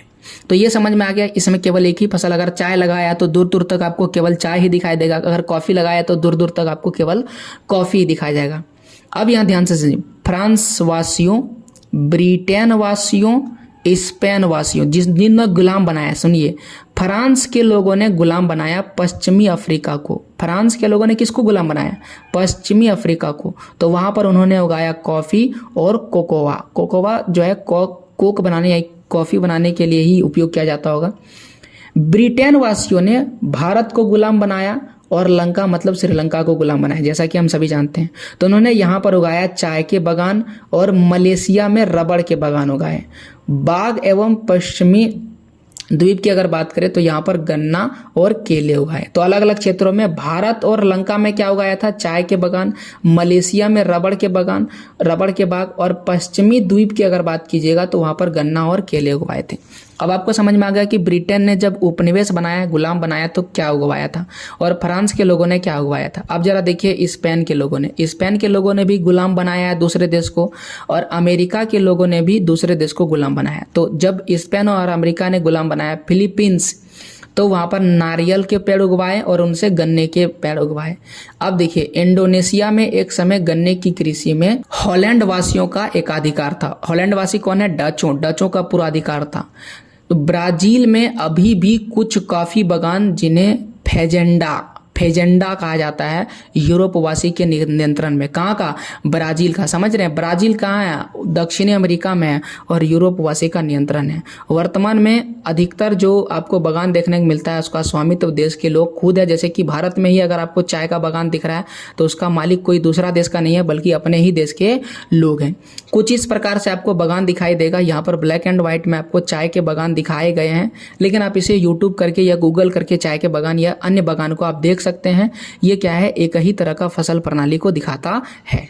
अच्छा, यहाँ पर एक फैक्ट लिखा गया है कि अनुकूल भौगोलिक दशाओं के कारण ढालों का उपयोग चाय के बागान हेतु किया जाता है। तो कई बार आपके मन में सवाल आता है कि चाय के बागान ढाल वाले भूमि में ही क्यों किया जाता है, क्योंकि ये अनुकूल भौगोलिक परिस्थिति है चाय की खेती के लिए। अब जब रोपण कृषि के बाद हमें दूसरी कृषि का देख लेते हैं, और वह है विस्तृत वाणिज्यिक अनाज कृषि। तो अनाज कृषि के बारे में यहाँ पर बात किया गया है। तो आइए देख लेते हैं। लिखा है कि मध्य अक्षांशों के आंतरिक अर्ध शुष्क प्रदेशों, अर्ध शुष्क मतलब जो सूखा क्षेत्र है, ज़्यादा नहीं, अर्ध शुष्क है, और इस प्रकार की कृषि की जाती है। किस प्रकार की, विस्तृत वाणिज्यिक अनाज कृषि। इस इसकी मुख्य फसल गेहूं है। सबसे ज़्यादा क्या उगाया जाएगा इसमें? गेहूं। तो याद रखिएगा गेहूं जो है वो वाणिज्यिक विस्तृत अनाज कृषि में आता है। यद्यपि अन्य फसल जैसे कि इसमें मक्का भी उगाया जाता है, जौ भी उगाया जाता है, राई भी उगाया जाता है, जाई भी उगाया जाता है, ये सारी चीज़ें इसमें बोया जाता है। इस प्रकार की कृषि खेतों का आकार बहुत ही बड़ा होता है एवं खेत जोतने के लिए फसल काटने तक सभी कार्य यंत्रों द्वारा संपन्न किए जाते हैं। जैसा कि आप इस फोटो में देख सकते हैं कि जितने भी कार्य सभी मशीनों से क्या किया जा रहा है, चाहे वो फसल काटने का काम हो या सारी। इसमें प्रति एकड़ उत्पादन बहुत ही कम होता है, परंतु प्रति व्यक्ति उत्पादन अधिक होता है। प्रति एकड़ उत्पादन क्या होता है? थोड़ा कम होता है, लेकिन प्रति व्यक्ति उत्पादन क्या हो जाता है? अधिक हो जाता है, यानी एक व्यक्ति को ज़्यादा उत्पादन होता है। इसका कारण है कि इसमें कोई एक व्यक्ति ही बड़े क्षेत्र पर कृषि कर सकता है, क्योंकि वो मशीन से काम करवा रहे हैं, इसलिए कम आदमी से अधिक क्षेत्र में खेती किया जा सकता है। यहाँ पर वही लिखा हुआ मशीनीकृत अनाज कृषि कंबाइन क्रू एक दिन में कई हेक्टेयर भूमि से अनाज काटने में सक्षम है। तो कई हेक्टेयर में जो है कंबाइन के द्वारा कह सकता है ये है हार्वेस्टर, और हार्वेस्टर में जब कह सकते हैं धान फसल काटने वाली मशीन उसमें जोड़ दिया जाता है तो उसको कंबाइन बोलते हैं। ठीक है, तो ये कंबाइन मशीन के द्वारा कई क्षेत्रों का फसल एक दिन में काटा जा सकता है। तो इससे क्या होता है? कम आदमी ज़्यादा काम करता है, इसीलिए यहाँ पर प्रति व्यक्ति उत्पादन क्या हो जाता है? बढ़ जाता है। अब जो है इस प्रकार की कृषि हमें कहाँ देखने को मिलती है? तो इस प्रकार की कृषि के क्षेत्र आपको यूरेशिया के स्टेपीज, उत्तरी अमेरिका के प्रेयरीज, अर्जेंटीना के पंपाज और दक्षिणी अफ्रीका के वेल्डस और ऑस्ट्रेलिया के डाउन्स एवं न्यूजीलैंड के कैंटरबरी के मैदानों में देखने को मिलेगा। आप इसे विश्व के मानचित्र में देख सकते हैं। आइए विश्व के मानचित्र में देखते हैं। ये है विस्तृत वाणिज्यिक कृषि का एरिया। सबसे पहले लिखा है यूरेशिया का स्टेपीज। तो यूरेशिया का स्टेपीज ये रहा, यूरेशिया का स्टेपीज इलाका। यूरोप और एशिया को यूरेशिया कहा जाता है, ये स्टेपीज इलाका है। अमेरिका का प्रेयरीज, तो ये रहा अमेरिका, और अमेरिका का ये इलाका प्रेयरीज कहलाता है। दूसरा देखिए अर्जेंटीना का पंपाइज इलाका। तो यहाँ पर अर्जेंटीना देश है और अर्जेंटीना का ये जो इलाका है ये आपका पंपाइज है। ठीक है, पंपाज है। इसके बाद दक्षिणी अफ्रीका का वेल्ड्स है। तो ये रहा दक्षिण अफ्रीका, और दक्षिण अफ्रीका का ये जो इलाका है ये क्या है? वेल्ड्स है। फिर देखिए ऑस्ट्रेलिया का डाउन्स। तो आइए ऑस्ट्रेलिया दिखा देते हैं। ये रहा ऑस्ट्रेलिया का डाउन्स। और फिर आता है न्यूजीलैंड का कैंटरबरी। तो न्यूजीलैंड का कैंटरबरी जो है कहाँ पर है ये दिखाते हैं। तो ये जो इलाका है इसे हम न्यूजीलैंड कहते हैं, और यही न्यूजीलैंड का कैंटरबरी इलाका इसी में। तो न्यूजीलैंड का इलाका में भी हम लोग देख लिए, और मानचित्र में भी मैंने आपको सारे इलाके दिखा दिए। अब अगली जो कृषि है उसे हम लोग मिश्रित कृषि कहते हैं। तो मिश्रित कृषि क्या है आइए देखते हैं। कहते हैं कि इस प्रकार की कृषि विश्व के अत्यधिक विकसित भागों में की जाती है। उदाहरण स्वरूप उत्तर पश्चिम यूरोप में इस प्रकार की कृषि की जाती है। उत्तरी अमेरिका का पूर्वी भाग में इस प्रकार की कृषि की जाती है। यूरेशिया के कुछ भागों और दक्षिणी महाद्वीप के समशीतोष्ण अक्षांश वाले भागों में इस प्रकार विस्तार है। इस कृषि में खेत का आकार मध्यम होता है, ज़्यादा बड़ा नहीं होता, ना ही ज़्यादा छोटा होता है। और इसमें बोई जाने वाले फसल गेहूँ, जौ, राई, जई, मक्का, चारे की फसल एवं कंदमूल प्रमुख है, यानी प्रमुख फसल उगाई जाती है। चारे की फसल मिश्रित कृषि के मुख्य घटक है। चारे की फसल का मतलब होता है वह फसल जो जानवरों को खिलाने के लिए उगाया जाता है। फसल उत्पादन एवं पशुपालन दोनों समान महत्व दिया जाता है, यानी कि इसमें फसलों का भी उत्पादन होता है और पशुपालन भी होता है, इसीलिए हम इसे मिश्रित कृषि कहते हैं। फसलों के साथ साथ पशुओं जैसे कि इसमें मवेशी, भेड़, सूअर, कुकुर आय के मुख्य स्रोत हैं। और यह लिखा है सस्यवर्तन एवं अंतः फसली कृषि मृदा की उर्वरता को बनाए रखने के लिए महत्वपूर्ण भूमिका निभाते हैं, यानी कि कुछ समय के लिए ये क्षेत्र को छोड़ देते हैं और फिर उसमें कृषि करते हैं, और इन्हीं तरीके से ये मिश्रित कृषि को अंजाम देते हैं। विकसित कृषि तंत्र का मतलब होता है नया नया औजार, इमारतों, रासायनिक एवं वनस्पति खाद यानी हरी खाद के गहन उपयोग आदि पर अधिक पूंजी व्यय करके साथ ही कृषकों की कुशलता और योग्यता मिश्रित कृषि की मुख्य विशेषता है। यानी कहने का मतलब यह है कि ये लोग तो गहन उपयोग करते हैं, जमीन का बार बार उपयोग करते हैं और उसमें जितना भी रासायनिक वगैरह होता है उन सब का उपयोग करते हैं, और साथ ही साथ इसमें लोग जो श्रमिक है वो कुशल श्रमिक चाहिए। कुशल श्रमिक मतलब अच्छे पढ़े लिखे, ताकि वो क्या करे अपने बुद्धि और विवेक का प्रयोग करके कम क्षेत्र में ज़्यादा फसल का उत्पादन कर सके और कृषि के साथ साथ पशुपालन भी कर सके। अपनी योग्यता के आधार पर वो इस प्रकार की कृषि करते हैं और इस प्रकार की कृषि की ये मुख्य विशेषता है। अब यहाँ पर कृषि सारा हो गया खत्म, लेकिन आइए एक बार हम मिश्रित कृषि के क्षेत्र को देख लेते हैं मैप में कहाँ पर है। जैसा कि यहाँ पर दिखाया गया था कौन कौन क्षेत्र है मिश्रित कृषि के क्षेत्र। तो पहले देखिए उत्तर पश्चिम यूरोप की बात किया गया तो ये रहा उत्तर पश्चिम यूरोप है, ठीक है। ये रहा उत्तर पश्चिम यूरोप का इलाका। यूरोप या एशिया लिखा होगा यूरेशिया, तो ये है उत्तर पश्चिम यूरेशिया। उत्तर अमेरिका का बात किया गया है, उत्तर अमेरिका का पूर्वी भाग, तो उत्तर अमेरिका का ये रहा पूर्वी भाग। इसके बाद बोला गया यूरेशिया के कुछ भाग, यूरेशिया तो देख लिए पूरा। दक्षिणी महाद्वीप का समशीतोष्ण अक्षांश वाले भाग, तो दक्षिणी यहाँ पर देखिए दक्षिणी भाग में ये है समशीतोष्ण वाले भाग। इन एरिया में भी इस प्रकार की कृषि की जाती है। तो मिश्रित कृषि को भी हम लोग मैप में देख लिए हैं और अब जाकर के कृषि का सभी भाग क्या हो गया, खत्म हो गया। लेकिन अभी एक डेयरी कृषि क्या है, बचा हुआ है। तो डेयरी कृषि क्या है, ये जानवरों को पालने का काम करता है। तो डेयरी का मतलब, डेयरी जो है व्यवसाय दुधारू पशु यानी कि वैसे पशु जो दूध देते हैं, पशुओं के पालन पोषण का सर्वाधिक उन्नत और दक्ष प्रकार है।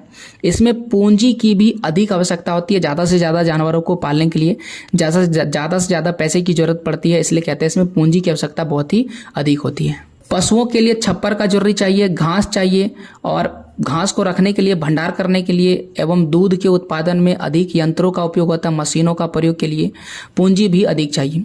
पशुओं के स्वास्थ्य के लिए प्रजनन और पशु चिकित्सा पर भी अधिक ध्यान दिया जाता है। इसमें गहन श्रम, बहुत ज़्यादा मेहनत का जरूरत पड़ता है। पशुओं को चराने, दूध निकालने आदि कार्यों के लिए वर्ष भर कभी भी छोड़ना नहीं है, श्रम की आवश्यकता होती है। क्योंकि फसलों की तरह इसमें कोई अंतराल नहीं होता है। फसल में तो हम लोग कभी कभी छोड़ भी देते हैं, धान लगाएं उसके बाद कुछ दिन के बाद गेहूँ लगाएं, कुछ दिन के बाद आलू लगाएं, लेकिन यहाँ पर आपको अंतराल देखने को नहीं मिलेगा। इसमें हमेशा श्रम की आवश्यकता लिखा है कि जिसमें श्रम की आवश्यकता ना हो, इसमें बिल्कुल नहीं है, इसमें श्रम की आवश्यकता पूरी होती है। डेयरी कृषि जो है कार्य नगरीय क्षेत्रों में भी होता है एवं औद्योगिक केंद्र के समीप किया जाता है। औद्योगिक केंद्र मतलब फैक्ट्री के समीप, क्योंकि क्षेत्र ताज़ा दूध एवं अन्य डेयरी उत्पाद के लिए अच्छे बाजार है। जो औद्योगिक क्षेत्र होता है वहाँ पर ज़्यादा से ज़्यादा लोग अच्छे दूध और ताज़ा दूध की जरूरत पड़ता है। वर्तमान समय में विकसित यातायात के साधन, आज हम लोग जान रहे हैं गाड़ी वगैरह बहुत ज़्यादा तेज हो चुका है। तो विकसित यातायात के साधन से क्या होता है, प्रशीतकों मतलब होता है फ्रिज वगैरह का उपयोग करके। पास्तोरीकरण का मतलब होता है एक ऐसा प्रक्रिया जिसमें दूध को फटने दिया जाता है, ज़्यादा समय तक सुरक्षित रखा जाता है। तो ये सारी सुविधा आ चुका है जिसके कारण डेयरी उत्पाद जो है अधिक समय तक रखा जा सकता है, जिसके चलते अब ग्रामीण क्षेत्रों में भी इसको किया जाता है और इसे शहरी क्षेत्रों में बेचा जाता है। वाणिज्यिक डेयरी कृषि 3 प्रमुख क्षेत्र हैं। तो कौन कौन सा क्षेत्र है, आइए मैप में भी देखते चलते हैं और हम लोग पढ़ते चलते हैं। सबसे बड़ा जो है उत्तर पूर्वी पश्चिम यूरोप का क्षेत्र है। तो देखिए उत्तर पश्चिम यूरोप का क्षेत्र ये रहा, सबसे बड़ा इलाका है यूरोप में। दूसरा जो है कनाडा के बाद बोला गया है, तो ये रहा कनाडा, देख सकते हैं यहाँ पर आपको दिख रहा होगा। और तीसरा जो क्षेत्र है न्यूजीलैंड, दक्षिण पूर्व ऑस्ट्रेलिया और तस्मानिया के क्षेत्र में आता है। तो यहाँ पर आप देख सकते हैं ये जो इलाका है इसी क्षेत्र में बात किया जा रहा है। तो 3 इलाका है जिसमें सबसे बड़ा कौन है, यूरोप वाला इलाका है। तो इन 3 क्षेत्रों में किया जाता है क्या, इस तरह की कृषि। अब एक और कृषि है जिसे हम लोग भूमध्य सागरीय कृषि कहते हैं। तो ये क्या कहता है, आइए इसे समझते हैं। कहता है भूमध्य सागरीय कृषि अति विशिष्ट प्रकार की कृषि है और इसका विस्तार भूमध्य सागर के समीपवर्ती क्षेत्र जो दक्षिणी यूरोप से उत्तरी, क्या लिखा हुआ है आगे देखते हैं, उत्तरी अफ्रीका में ट्यूनीसिया के अटलांटिक तट तक फैला है। दक्षिणी में कैलिफोर्निया, मध्यवर्ती चिली, दक्षिणी अफ्रीका और दक्षिण पश्चिमी भाग में ऑस्ट्रेलिया के दक्षिण व दक्षिण पश्चिम भाग में होते हैं। खट्टे फलों की आपूर्ति करने में यह क्षेत्र महत्वपूर्ण है। अब चूंकि पढ़ लिए हैं तो इसे मैप में देखना पड़ेगा तभी समझ में आएगा। अब आइए पढ़ते हैं भूमध्य सागरीय कृषि। ये एक बहुत ही महत्वपूर्ण कृषि है, इसे समझिएगा। देखिए कहता है कि जो भूमध्य सागरीय कृषि है ना, ये अति विशिष्ट प्रकार की कृषि है, ये एक अलग प्रकार की कृषि है। और इसका विस्तार कहाँ पर है, देखिए भूमध्य सागर के समीपवर्ती क्षेत्रों में। तो भूमध्य सागर कहाँ पर आपको दिखा देते हैं मैप में। तो भूमध्य सागर है कहाँ पर आपको मैप में दिखाते हैं। ये जो इलाका आपको दिख रहा है ये है भूमध्य सागर, ठीक है। और इसके बीच का जितना भी इलाका है और उसी प्रकार से नीचे भी जितना भी इलाका इसके बीच में आएगा, ओके। तो उस इलाका को हम लोग क्या कहते हैं, उसे हम कहते हैं भूमध्य सागरीय क्षेत्र और इसमें होने वाली कृषि को भूमध्य सागरीय कृषि कहते हैं। यहाँ पर उसी देश लिखा होगा जैसे कि कहता है भूमध्य सागर के समीपवर्ती क्षेत्र जो दक्षिणी यूरोप से शुरू होता है और उत्तरी अफ्रीका में ट्यूनीसिया से लेकर के अटलांटिक तट तक क्या है ये फैला हुआ है। दक्षिणी में जो जो देश यहाँ पर लिखा है, कैलिफोर्निया देश लिखा है, मध्यवर्ती चिली देश आपको दिखाए थे, दक्षिणी अफ्रीका, दक्षिण का अफ्रीका, और दक्षिणी पश्चिम भाग में ऑस्ट्रेलिया के क्षेत्र इसमें आते हैं। तो दक्षिण व दक्षिण पश्चिम भाग में इसका पूरी तरह से फसल होता है, इस प्रकार की कृषि की जाती है। ये जो पूरा क्षेत्र है ये खट्टे फलों की आपूर्ति करने के लिए ये एक महत्वपूर्ण क्षेत्र माना जाता है। तो खट्टे फल जो भी आपके दिमाग में आ रहे हैं वो सभी यहाँ पर उगाए जाते हैं। देखिए यहाँ पर लिखा हुआ अंगूर। अंगूर की कृषि भूमध्य सागरीय क्षेत्र की बहुत बड़ी विशेषता है और इस क्षेत्र के कई देशों में अच्छे किस्म के अंगूर से उच्च गुणवत्ता वाले मदिरा का उत्पादन किया जाता है, यानी शराब बनाया जाता है। तो अंगूर से शराब बनता है हम सभी जानते हैं, लेकिन इन्हीं क्षेत्रों में भूमध्य सागर में होने वाले अंगूर से ही यहाँ पर मदिरा का उत्पादन किया जाता है। निम्न यहाँ पर देखिए उच्च गुणवत्ता वाले यानी जो बढ़िया वाला अंगूर है उससे बनता है मदिरा, और जो निम्न श्रेणी के अंगूर को सुखाकर मुनुक्का या किशमिश बनाई जाती है। याद रखिएगा, उच्च गुणवत्ता वाला शराब बनाता है और निम्न गुणवत्ता वाला मुनुक्का और किशमिश बनाई जाती है। अंजीरा एवं जैतून भी यहाँ उत्पादन होता है। शीत ऋतु में जब यूरोप एवं संयुक्त राज्य अमेरिका में फलों एवं सब्जियों की मांग होती है तब इसी क्षेत्र से आपूर्ति की जाती है। चूँकि शीत ऋतु में वहाँ पर बर्फ़ वगैरह पड़ता है तो वहाँ पर फलों और सब्जियों की मांग क्या हो जाती है, बढ़ जाती है, क्योंकि उन क्षेत्रों में अब वहाँ पर फसल नहीं होता है। तो ऐसे में यहाँ से ही इन फलों और सब्जियों को भेजा जाता है और उनकी पूर्ति की जाती है। आप यहाँ पर देख सकते हैं ये एक इलाका दिखाया गया है, स्विट्जरलैंड में अंगूर का बाग दिखाया गया है, अंगूर का बागान है और यहाँ पर अंगूर की खेती हो रही है। यहाँ पर एक और फोटो दिख रहा है, पास से देख सकते हैं अंगूर का लत होता है और लतें कुछ इस प्रकार से बड़ी दिखती है और उनसे क्या किया जाता है, उसको काट के लाया जाता है। लिखे है कजाकिस्तान में सामूहिक फार्म से अंगूरों का संग्रहण करते हुए, यानी कि सिंपल सा अंगूरों को तोड़ के जमा कर रहे हैं, जैसा कि फोटो में देख सकते हैं। आगे देखिए बाजारों के लिए सब्जी एवं खेती उद्यान कृषि, ये जो है अलग प्रकार की कृषि है, तो यह बाजारों के लिए ही इसका उत्पादन किया जाता है। कहता है कि इस प्रकार की कृषि में अधिक मुद्रा मिलने वाले फसलों जैसे कि सब्जी, इससे ज़्यादा पैसा मिलेगा, फल इससे ज़्यादा पैसा मिलेगा, पुष्प फूल इससे भी ज़्यादा पैसा मिलेगा, यही सारी चीज़ लगाए जाते हैं जिसकी मांग नगरीय क्षेत्र में होती है, नगर में होता है और उनसे ज़्यादा पैसा ले जाता है। इस कृषि में खेतों का आकार बहुत ज़्यादा छोटा होता है एवं खेत अच्छे यातायात साधनों के द्वारा नगरीय केंद्रों जहां ऊंची आय वाले उपभोक्ता रहते हैं उनके लिए किया जाता है। ठीक है, किसके लिए किया जाता है, यहाँ पर यातायात के साधनों के द्वारा नगरीय केंद्रों में जहाँ पर ज़्यादा पैसा कमाने वाले लोग रहते हैं उनके लिए भेजा जाता है। इसमें गहन श्रम, ज़्यादा जो मजदूर का जरूरत पड़ता है, ज़्यादा मजदूरी मेहनत का जरूरत पड़ता है एवं अत्यधिक पूंजी यानी अत्यधिक पैसे की आवश्यकता होती है। इसके अतिरिक्त सिंचाई की भी जरूरत पड़ती है, उर्वरक मतलब खाद वगैरह अलग से देना पड़ता है और अच्छी किस्म के बीज का उपयोग किया जाता है। कीटनाशक का प्रयोग किया जाता है जो वहाँ पर छोटे छोटे कीट वगैरह आते होंगे उनको मारने के लिए। और हरित गृह एवं शीत क्षेत्रों में कृत्रिम ताप का भी इस क्षेत्र में उपयोग किया जाता है। हरित गृह का मतलब होता है जहाँ पर ज़्यादा गर्मी पड़ता है तो वहाँ पर कृत्रिम ताप मतलब ज़्यादा गर्मी है तो कम गर्मी को कम किया जाता है, ठंडा किया जाता है, और ज़्यादा ठंडा क्षेत्र है तो गर्मी बढ़ा दिया जाता है। तो इस तरह से इसका उपयोग करके यहाँ पर क्या जाता है ना कि कृत्रिम टेम्परेचर बना करके किया जाता है। देखिए इस प्रकार की कृषि की अगर बात करें तो पश्चिमी यूरोप की अगर बात कर लीजिए, संयुक्त राज्य अमेरिका की बात कर लीजिए, उत्तर पूर्वी भाग की बात कर लीजिए, भूमध्य सागरीय प्रदेश की बात कर लीजिए, इन क्षेत्रों में ज़्यादा विकसित है। एक बार आपको मैप में दिखा देते हैं। सबसे पहले लिखा हुआ है पश्चिमी यूरोप, ध्यान से देखिए पश्चिम का यूरोप बोला गया है। अगर ये वाला पूरा का पूरा यूरोप है तो यूरोप का ये इलाका क्या कहलाएगा, पश्चिमी यूरोप कहलाएगा। इन इलाकों में दूसरा लिखा हुआ है कि संयुक्त राज्य अमेरिका, तो संयुक्त राज्य अमेरिका यहाँ पर आपको दिख रहा है कि ये संयुक्त राज्य अमेरिका है। तीसरा लिखा हुआ है उत्तर पूर्वी भाग, संयुक्त राज्य अमेरिका के उत्तर पूर्वी भाग। अच्छा, संयुक्त राज्य अमेरिका का उत्तर और पूर्वी भाग यानी कि इस इलाका में इस प्रकार की खेती होती है, बाजार के लिए सब्जी एवं उद्यान कृषि। इसके बाद देखिए भूमध्य सागर का प्रदेश, जैसा कि आप जानते हैं भूमध्य सागर का ये वाला प्रदेश है भूमध्य सागर का प्रदेश, और भूमध्य सागर प्रदेश तो और भी बड़ा क्षेत्र है, नीचे भी आपको दिखाए थे, यानी कि भूमध्य सागर ये पूरा और नीचे वाला ये पूरा, ठीक है, इनके बीच में आने वाला क्षेत्र जहाँ औद्योगिक क्षेत्र में जनसंख्या अधिक घनत्व में रहती है, यानी फैक्ट्री वाले ज़्यादा लोग रहते हैं। नीदरलैंड की अगर बात करें तो यहाँ पर पुष्प उत्पादन में विशिष्टीकरण रखता है, यानी कि फूल ज़्यादा उगाया जाता है नीदरलैंड में। यहाँ से बागवानी फसल मुख्य रूप से ट्यूलिप जो है एक प्रकार का फूल है, पूरे यूरोप के मुख्य शहरों में भेजा जाता है। जिन प्रदेशों में कृषक केवल सब्जियां पैदा करते हैं वहां इसे ट्रक कृषि का नाम दिया जाता है। ध्यान से समझिए, वैसा क्षेत्र जहां पर केवल और केवल सब्जियां उगा रहा है उसे हम ट्रक कृषि कहते हैं। अब ट्रक कृषि क्यों कहते हैं? क्योंकि ट्रक जो है वो फार्म यानी कि फैक्ट्री एवं बाजार, यानी फार्म समझ लीजिए, फैक्ट्री जहां पर सब्जियां उगाया जा रहा है, फैक्ट्री तो नहीं बोल सकते, यानी कि समझ लीजिए खेत, फार्म का मतलब समझ लीजिए खेत। तो ट्रक क्या करेगा? खेत से, फार्म से एवं बाजार के बीच की दूरी जो ट्रक से रात भर में तय किया जाता है, यानी कि रात में ही सब्जी बाजार में भेजा जाता है ताकि लोगों को ताज़ी सब्जी मिल सके। और उसी आधार पर इसका नाम क्या पड़ गया? ट्रक कृषि रखा गया, क्योंकि ट्रक से सामान को एक स्थान से दूसरे स्थान पर ले जाया जा रहा है, इसलिए इसका नाम पड़ गया ट्रक कृषि। अगर आप पश्चिमी यूरोप और उत्तरी अमेरिका के औद्योगिक क्षेत्र को देखिएगा, यानी जहाँ पर फैक्ट्री लगा हुआ है, उद्यान कृषि के अलावा कारखाना कृषि भी कहा जाता है। तो इसको कहा जाता है उद्यान कृषि या तो कहा जाता है कारखाना कृषि, क्योंकि कारखानों के लिए सब्जी लगाया जाता है। इसमें पशुधन पाला जाता है, जिसमें विशेषतः गाय, बैल एवं कुक्कुर होते हैं।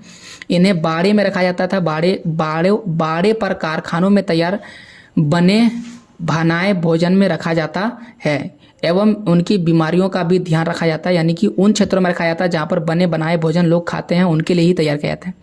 इसमें भवन निर्माण, यंत्र खरीदने, प्रकाश एवं ताप की व्यवस्था करने एवं पशु चिकित्सा के लिए बहुत अधिक धन की आवश्यकता, पैसे की खर्च होती है। भवन निर्माण, चूँकि इसे घरों में रखना पड़ता है तो कमरा बनाना पड़ता है, बहुत सारे यंत्र खरीदने पड़ते हैं। प्रकाश, लाइट वगैरह चाहिए लाइट के लिए, और ताप की व्यवस्था, गर्मी में ठंडा चाहिए, ठंडा में गर्मी चाहिए तो एसी वगैरह लगवाना पड़ेगा या तो पंखा वगैरह। तो इसके लिए बहुत ज़्यादा धन की आवश्यकता, पैसे की आवश्यकता होती है। अच्छी नस्ल का चुनाव करना भी बहुत ज़्यादा जरूरी है। कौन सा ऐसा जानवर है जो अच्छा है, जिसमें ज़्यादा दूध का उत्पादन होता है या ज़्यादा मांस मिलेगा, तो वैसे जानवर को ज़्यादा महत्व दिया जाता है। और वैसे जो प्रजनन को ज़्यादा तेजी से करता है, अच्छे नस्ल की प्रजनन वैज्ञानिक विधियों, कुकुर एवं पशुपालन के महत्वपूर्ण लक्षण है।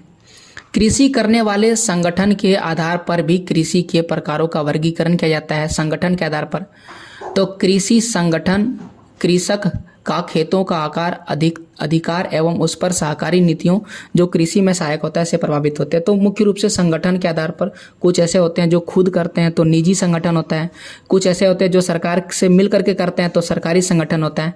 तो इसके आधार पर भी हम जो है खेतों का या फिर कृषि का वर्गीकरण कर सकते हैं। तो यहाँ पर एक उदाहरण दिया गया, सहकारी कृषि। क्या होता है सहकारी कृषि? देखिए, जब क्या होता है, कृषक यानी कि जो किसान होते हैं, किसानों का एक समूह अपनी कृषि से अधिक लाभ कमाने के लिए स्वेच्छा से यानी कि अपनी मर्जी से एक सहकारी संस्था बनाकर कृषि कार्य संपन्न करे तो उसे हम सहकारी कृषि कहते हैं। ध्यान से समझे, क्या बोला है कि जो कृषक है सबसे पहले एक समूह बनाएगा और अपनी इच्छा से सहकारी संस्था मतलब होता है सरकार का संस्था बना करके कृषि कार्य करता है तो हम उसे सहकारी कृषि कहते हैं। अब देखिए, चूंकि सहकारी संस्था बनाएगा तो सरकार का भी इसमें मदद होता है। इसमें व्यक्तिगत फार्म मतलब कि एक व्यक्ति का फार्म अक्षुण्ण रहते हुए सहकारी रूप से कृषि की जाती है। मतलब आप ये मत समझिएगा कि ये मेरा खेत है। जब एक बार आप सहकारी कृषि में जुड़ जाते हैं तो आपका खेत सबका बन जाता है। सहकारी संस्था कृषकों को सभी रूप से सहायता भी करती है। यह सहायता कृषि कार्य में आने वाले सभी चीज़ों को खरीदने के लिए, कृषि उत्पाद को उचित मूल्य पर बेचने एवं सस्ती दरों पर प्रसंस्कृत संसाधनों को जुटाने के लिए करती है। यानी कि जब आप सरकार से जुड़ते हैं तो आपको सहायता भी मिलता है। सबसे पहले कृषि कार्य करने के लिए जो भी आपको चीज़ें चाहिए उसको खरीदने में पैसा मिलता है, जैसे कि खाद चाहिए या फिर और भी औजार वगैरह खरीदने के लिए। साथ ही साथ कृषि का उत्पाद कई बार होता है उचित मूल्य पर नहीं बिकता। उचित मूल्य पर बेचने का मतलब होता है, मान लेते हैं कि एक किसान ने 8 रुपये प्रति केजी की दर से गेहूं को बोया और जब उन्होंने उपजाया तो उसे 10 रुपये केजी कम से कम तो बेचना पड़ेगा, तभी तो उसे 2 रुपये का मुनाफा होगा। लेकिन आप कल्पना कीजिए कि 8 रुपये उन्होंने बोया था और अब 8 रुपया ही बिक रहा है, तो उसे फायदा तो होगा नहीं। तो इसीलिए उचित मूल्य उसको दिलाना पड़ता है। लिखा है, सहकारी आंदोलन एक शताब्दी पूर्व प्रारंभ हुआ था और एवं पश्चिमी यूरोप के डेनमार्क, नीदरलैंड, बेल्जियम, स्वीडन एवं इटली में यह सफलतापूर्वक चला। यहाँ पर एक आंदोलन के मदद से इसे लाया गया था। सबसे अधिक सफलता इसे डेनमार्क में मिली, जहाँ प्रत्येक कृषक इसका सदस्य है। तो डेनमार्क में यह आंदोलन सर्वाधिक सफल रहा है, जहाँ व्यवहारिक रूप से प्रत्येक कृषक इस आंदोलन का सदस्य है। सभी कृषक ने मिलकर के सहकारी कृषि कर रहे हैं। कहाँ पर है? डेनमार्क। तो याद रखिएगा, सहकारी आंदोलन सबसे ज़्यादा सफल कहाँ पर रहा था? डेनमार्क में रहा था। अगला जो कृषि है उसे हम सामूहिक कृषि कहते हैं। अब आप समझिए कि सामूहिक कृषि किसे कहते हैं। कहता है कि इस प्रकार की कृषि का आधारभूत सिद्धांत यह होता है कि इसमें उत्पादन के साधनों का स्वामित्व संपूर्ण समाज का मतलब होता है पूरे समाज का होता है, चाहे वो खेत का हो, चाहे वो औजार का हो, खेत का हो, या उसमें यूज करने वाले उर्वरक या बीजों का हो। सब क्या होता है, सामूहिक श्रम पर आधारित होता है। सामूहिक उसका मालिक होता है और सामूहिक श्रम का मतलब होता है सभी कोई मिल करके इसमें खेती करते हैं। कृषि का यह जो प्रकार है पूरे सोवियत संघ, अब वर्तमान में इसका नाम रूस हो गया, लेकिन पहले रूस का नाम क्या था, सोवियत संघ था। तो वहां पर ही इस प्रकार की खेती होती थी, प्रारंभ हुआ था, जहां कृषि की दशा सुधारने के लिए एवं उत्पादन में वृद्धि करने के लिए इस प्रकार की कृषि की गई थी। तो कृषि को सुधार करने के लिए वैसा किया गया था और उत्पादन को बढ़ाने के लिए, क्योंकि उत्पादन बहुत ज़्यादा कम हो गया था। आज अगर आप रूस में 15 देश और मिला दीजिएगा तो सोवियत संघ बन जाएगा। तो समझिए कितना देश बड़ा था और उन बड़े देश में उत्पादन की वृद्धि करना बहुत ज़्यादा जरूरी था। साथ ही साथ वो आत्मनिर्भरता की प्राप्ति करने के लिए वैसा कर रहे थे। आत्मनिर्भरता की प्राप्ति करने का मतलब होता है वो खुद आत्मनिर्भर होना चाहते थे, किसी भी दूसरे देश से अनाज को खरीदना नहीं चाहते थे। इस प्रकार की सामूहिक कृषि को सोवियत संघ में कोलखोज नाम दिया जाता था। ठीक है, तो ये एक रूसी भाषा का शब्द है, हो सकता है मैं प्रोनाउंसिएशन सही से नहीं कर पा रहा हूँ। तो ये कोलखोज है। ठीक है, कोलखोज जो भी यहाँ पर लिखा हुआ है यही बोला जाता था।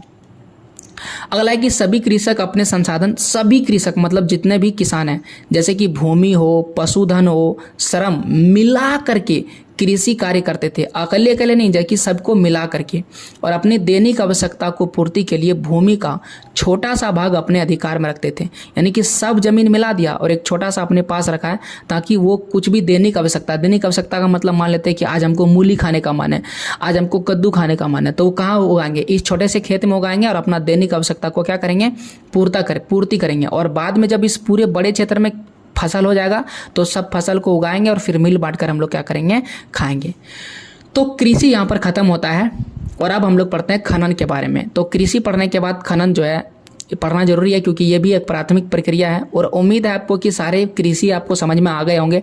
कोई भी अगर आपको डाउट है, किसी भी तरह का प्रश्न आपके मन में है, तो कमेंट जरूर कीजिएगा, क्योंकि आपका अगर डाउट क्लियर नहीं हो रहा है तो मैं उसको आने वाले वीडियोज़ में सुधारूंगा और आपके लिए एक बेहतर वीडियोज़ लाऊंगा, ताकि आप उसे बेहतर तरीके से और समझ सकें।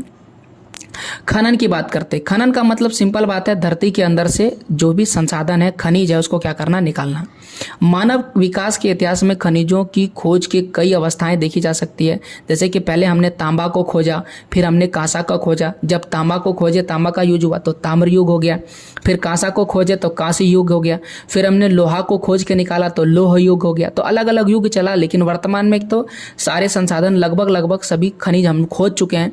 और खनिज का उपयोग क्या करते हैं, औजार बनाने के लिए करते हैं, बर्तन बनाने के लिए करते हैं, हथियार बनाने के लिए करते हैं। लेकिन इतना तक ही सीमित नहीं है, इसका वास्तविक विकास औद्योगिक क्रांति के पश्चात हुआ। उद्योग जब आया तो इसका कई जगह पर उपयोग हो गया। आज जितने भी संसाधन हम लोग यूज करते हैं, सभी में खनिज का उपयोग बढ़ता जा रहा है। अब देखिए खनिज कार्य को प्रभावित करने वाले कारक कौन कौन से। देखिए खनिज कार्य को लाभप्रदा दो बातों पर निर्भर है। यानी कि खनिज से लाभ कैसे होगा, पहला और दूसरा। भौतिक कारक, जिसमें खनिज निक्षेपों के आकार, श्रेणी एवं उपस्थिति की अवस्था को सम्मिलित किया जाता है।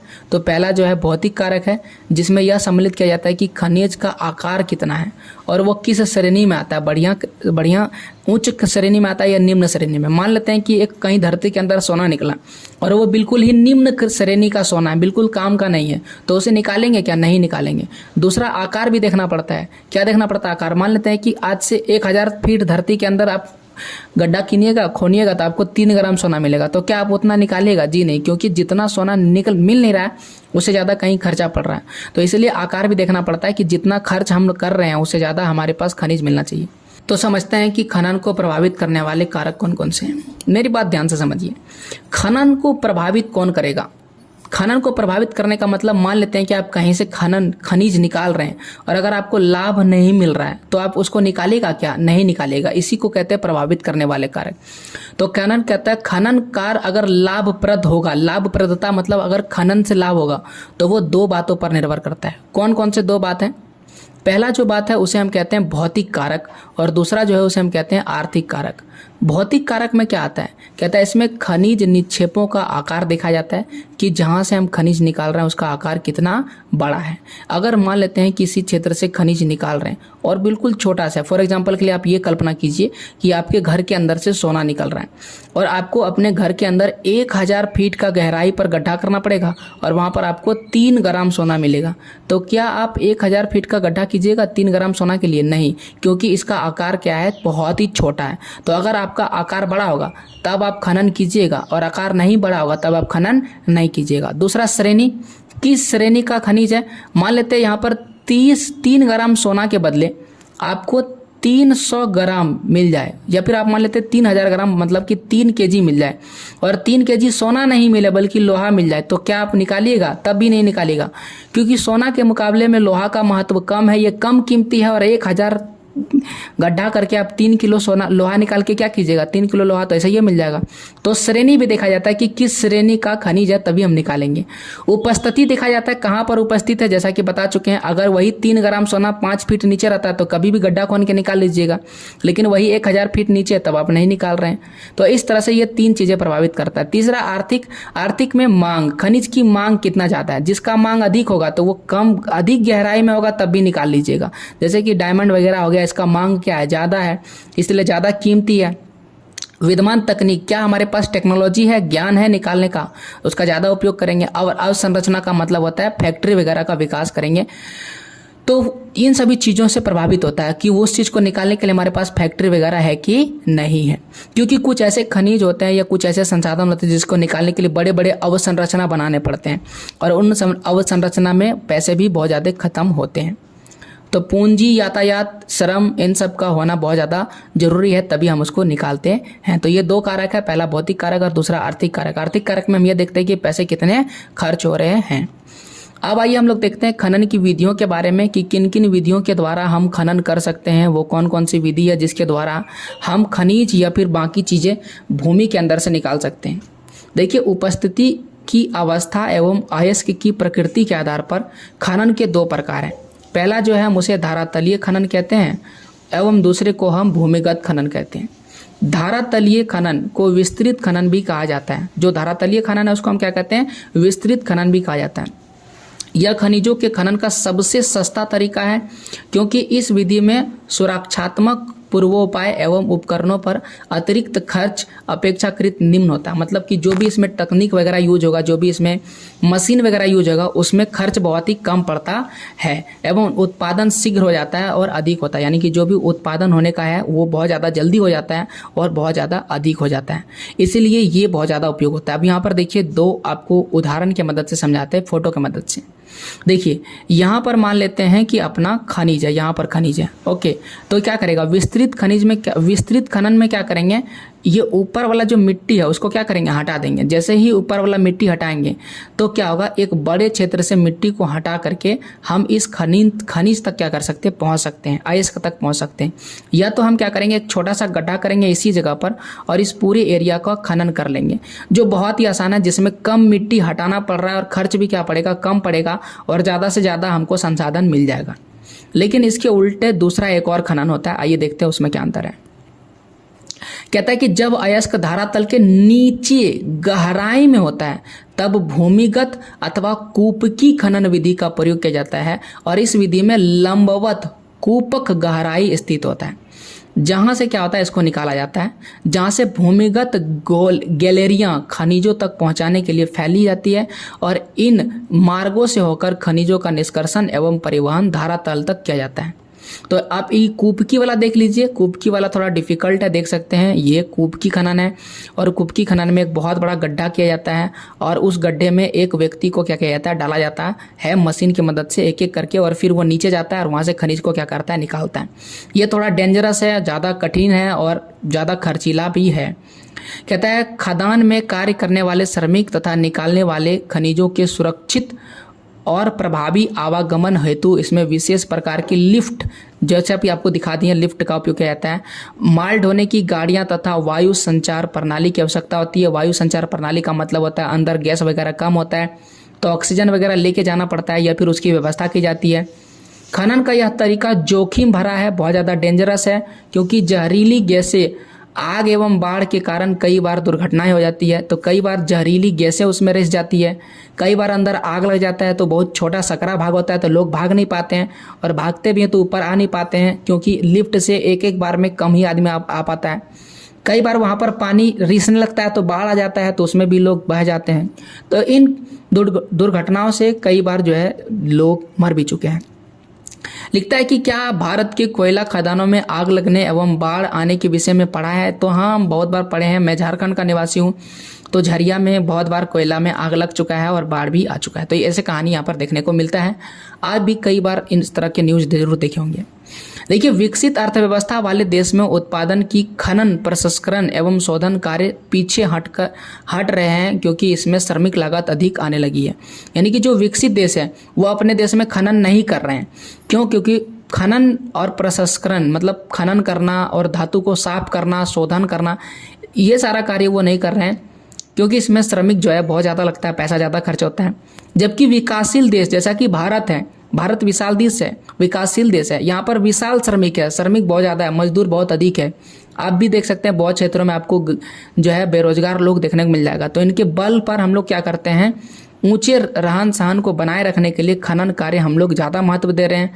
अफ्रीका का देश देखिएगा, चाहे दक्षिण अमेरिका का देश देखिएगा, तो इन देशों में, चाहे एशिया के देखिएगा, तो आय के साधनों का 50% कहाँ से आ रहा है? खनन कार्यों से आ रहा है। यानी कि अभी भी हम लोग खनन कार्य नहीं छोड़ें। खनन कार्य देख लिए, खनन क्या होता है, खनन को प्रभावित करने वाले कारक और खनन की विधियों के बारे में देख लिए। और खनन को पढ़ते ही ये चैप्टर हो जाता है खत्म, क्योंकि इसमें प्राथमिक क्रिया के बारे में पढ़ना था और खनन पढ़ लिए। अब हमारे पास सवाल आता है, तो आइए सवाल जवाब देखते हैं, तभी हम लोग ये समझ पाएंगे कि चैप्टर सही तरीके से समझे हैं या नहीं समझे। निम्नलिखित में से कौन सी फसल रोपण फसल नहीं है, ऐसा बोला गया है? तो गेहूं जो है रोपण फसल नहीं है, क्योंकि कॉफ़ी, गन्ना और रबड़ ये एक प्रकार की रोपण फसल है।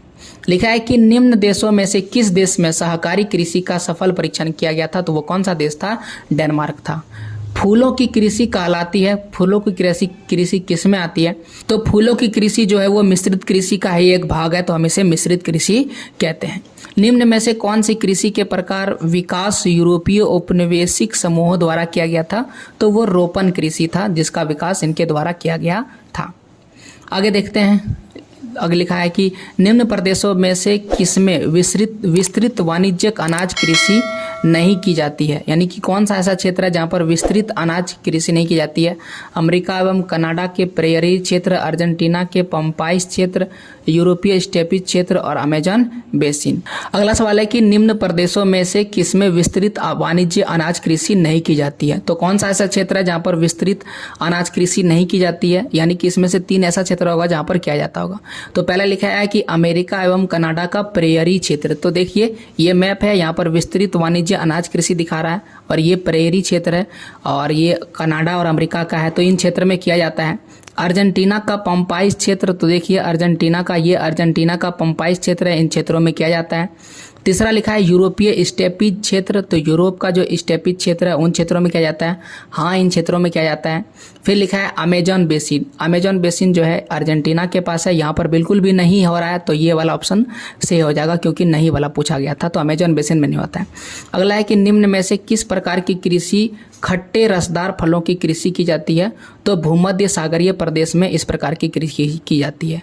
निम्न कृषि के प्रकारों में कौन सा प्रकार कर्तन दहन कृषि का प्रकार है? तो इसमें से कौन सा ऐसा दहन प्रणाली है जो कर्तन दहन कृषि का प्रकार है? तो कर्तन दहन हम किसको कहते हैं? जो आदिकालीन निर्वाह कृषि है उसको ही हम कहते हैं कर्तन दहन प्रणाली, जो है एक प्रकार का जीवन निर्वाह कृषि है। आगे बढ़ते हैं। अगला सवाल है कि निम्न में से कौन सी एकल कृषि नहीं है? एकल कृषि का मतलब जिसमें एक ही फसल को उगाया जाता है, तो मिश्रित कृषि एकल कृषि नहीं है। ठीक है, आगे देखते हैं। 30 शब्दों में जवाब देना है आपको। स्थानांतरित कृषि का भविष्य अच्छा नहीं है, क्योंकि स्थानांतरित कृषि में हम लोग एक स्थान से दूसरे स्थान पर जाके कृषि करते हैं और आने वाले भविष्य में लोगों को एक स्थान से दूसरे स्थान पर जाने नहीं दिया जाएगा, यहाँ तक कि जंगलों को काटने के लिए भी नहीं दिया जाएगा। इसलिए स्थानांतरित कृषि का भविष्य उज्जवल नहीं है। बाजारीय कृषि नगरीय क्षेत्र के समीप ही क्यों होते हैं? क्योंकि बाजारीय सब्जी कृषि जो है वो बाजार में ज़्यादा ज़रूरत होता है ताज़ी फसलों को, और वहाँ पर जल्दी बिक जाता है, जबकि गांव में नहीं बिकेगा क्योंकि गांव में सभी कोई सब्जी उगाते हैं, इसलिए इसे नगरीय क्षेत्र में के समीप उगाया जाता है। विस्तृत पैमाने पर डेयरी कृषि का विकास यातायात के साधनों एवं प्रशिक्षकों के विकास के बाद ही क्यों संभव हो पाया। तो देखिए डेयरी कृषक जो है और विस्तृत पैमाने पर इसलिए ज़्यादा बढ़ा है क्योंकि प्रशिक्षकों का मतलब होता है फ्रीज वगैरह जब बढ़ गया तो क्या होगा कि दूध के उत्पाद को ज़्यादा समय तक हम सुरक्षित रख सकें। इससे पहले हम दूध को ज़्यादा दिन तक रख ही नहीं सकते थे, और जब दूध को ज़्यादा दिन तक रख ही नहीं सकेंगे तो ज़्यादा उत्पादन करके कोई फायदा होने वाला था नहीं, इसलिए इनके बाद ही इसका उत्पादन बढ़ा है। अब 150 शब्द वाला सवाल है कि चालवासी पशुचारण और वाणिज्यिक पशुधन पालन में अंतर क्या है। चालवासी पशुचारण एक जगह नहीं टिकते हैं, जबकि वाणिज्यिक पशुधन पालन एक जगह टिकते हैं। चालवासी पशुचारण में कई प्रकार के पशुओं को पाला जाता है, जबकि वाणिज्यिक पशुधन पालन में केवल एक ही प्रकार के पशुओं को पाला जाता है। चालवासी पशुचारण में क्षेत्र सीमित नहीं होता है, जबकि वाणिज्यिक पशुधन पालन में क्षेत्र सीमित होता है, बाड़ से घिर के रखा जाता है। ये इसमें अंतर है, और भी बहुत सारा अंतर है। रोपण कृषि मुख्य विशेषता क्या है। रोपण कृषि का विशेषता लिखना है और इसमें भिन्न भिन्न प्रदेशों में उगाए जाने वाले प्रदेशों के बारे में आपको लिखना है। तो ये 150 शब्द में है और इन्हीं सब के बारे में पढ़े हैं, तो प्लीज़ आप इन सवालों का जवाब लिखने का प्रयास कीजिए। नहीं पा रहे हैं लिखने के लिए तो कोई दिक्कत नहीं है, सब्सक्राइब कीजिए अभी क्लासेस डाउट को, क्योंकि अभी क्लासेस डाउट एकमात्र चैनल मैंने आप सबों के लिए बनाया है जहां पर हम आपके डाउट्स का सॉल्यूशन करते हैं। अगर आपको कोई भी ऐसा सवाल जो आपको ये नहीं आता है कि 150 शब्द में जवाब कैसे लिखेंगे, 30 शब्द में जवाब परीक्षा में कैसे लिखेंगे, तो कमेंट कीजिए आप अपने सवाल को, और अभी क्लासेस डाउट को सब्सक्राइब करके रखिए, क्योंकि वहाँ पर आपको ऐसे ही सवालों का जवाब एकदम सही शब्दों में लिख करके प्रोवाइड कर रहे हैं ताकि आप परीक्षाओं में लिख सके। और मेरा मकसद ये रहता है कि उस चैनल की मदद से इस तरह का वीडियो प्रोवाइड करते हैं ताकि आपको ये पता चले कि परीक्षाओं में सवाल का जवाब कैसे लिखा जाता है। जैसे ही सारे 12th ज्योग्राफी का वीडियो हम अपलोड कर देंगे, हम वहाँ पर क्वेश्चन आंसर वीडियोज अपलोड कर देंगे। अभी पहले से ही सैकड़ों सवालों का जवाब वहाँ पर अवेलेबल है, जाइए देखिए, पसंद आता है तो सब्सक्राइब कीजिए, लाइक कीजिए, दोस्तों के साथ शेयर कीजिए। मुझे पता है आप इस चैनल को ज़रूर सब्सक्राइब कीजिएगा हमारे सपोर्ट के लिए, तो इस चैनल को भी सब्सक्राइब कीजिए। पूरा वीडियो देखने के लिए थैंक यू, लव यू, मिलते हैं आपसे अगले वीडियो में। तब तक के लिए जय हिंद, जय भारत, वंदे मातरम।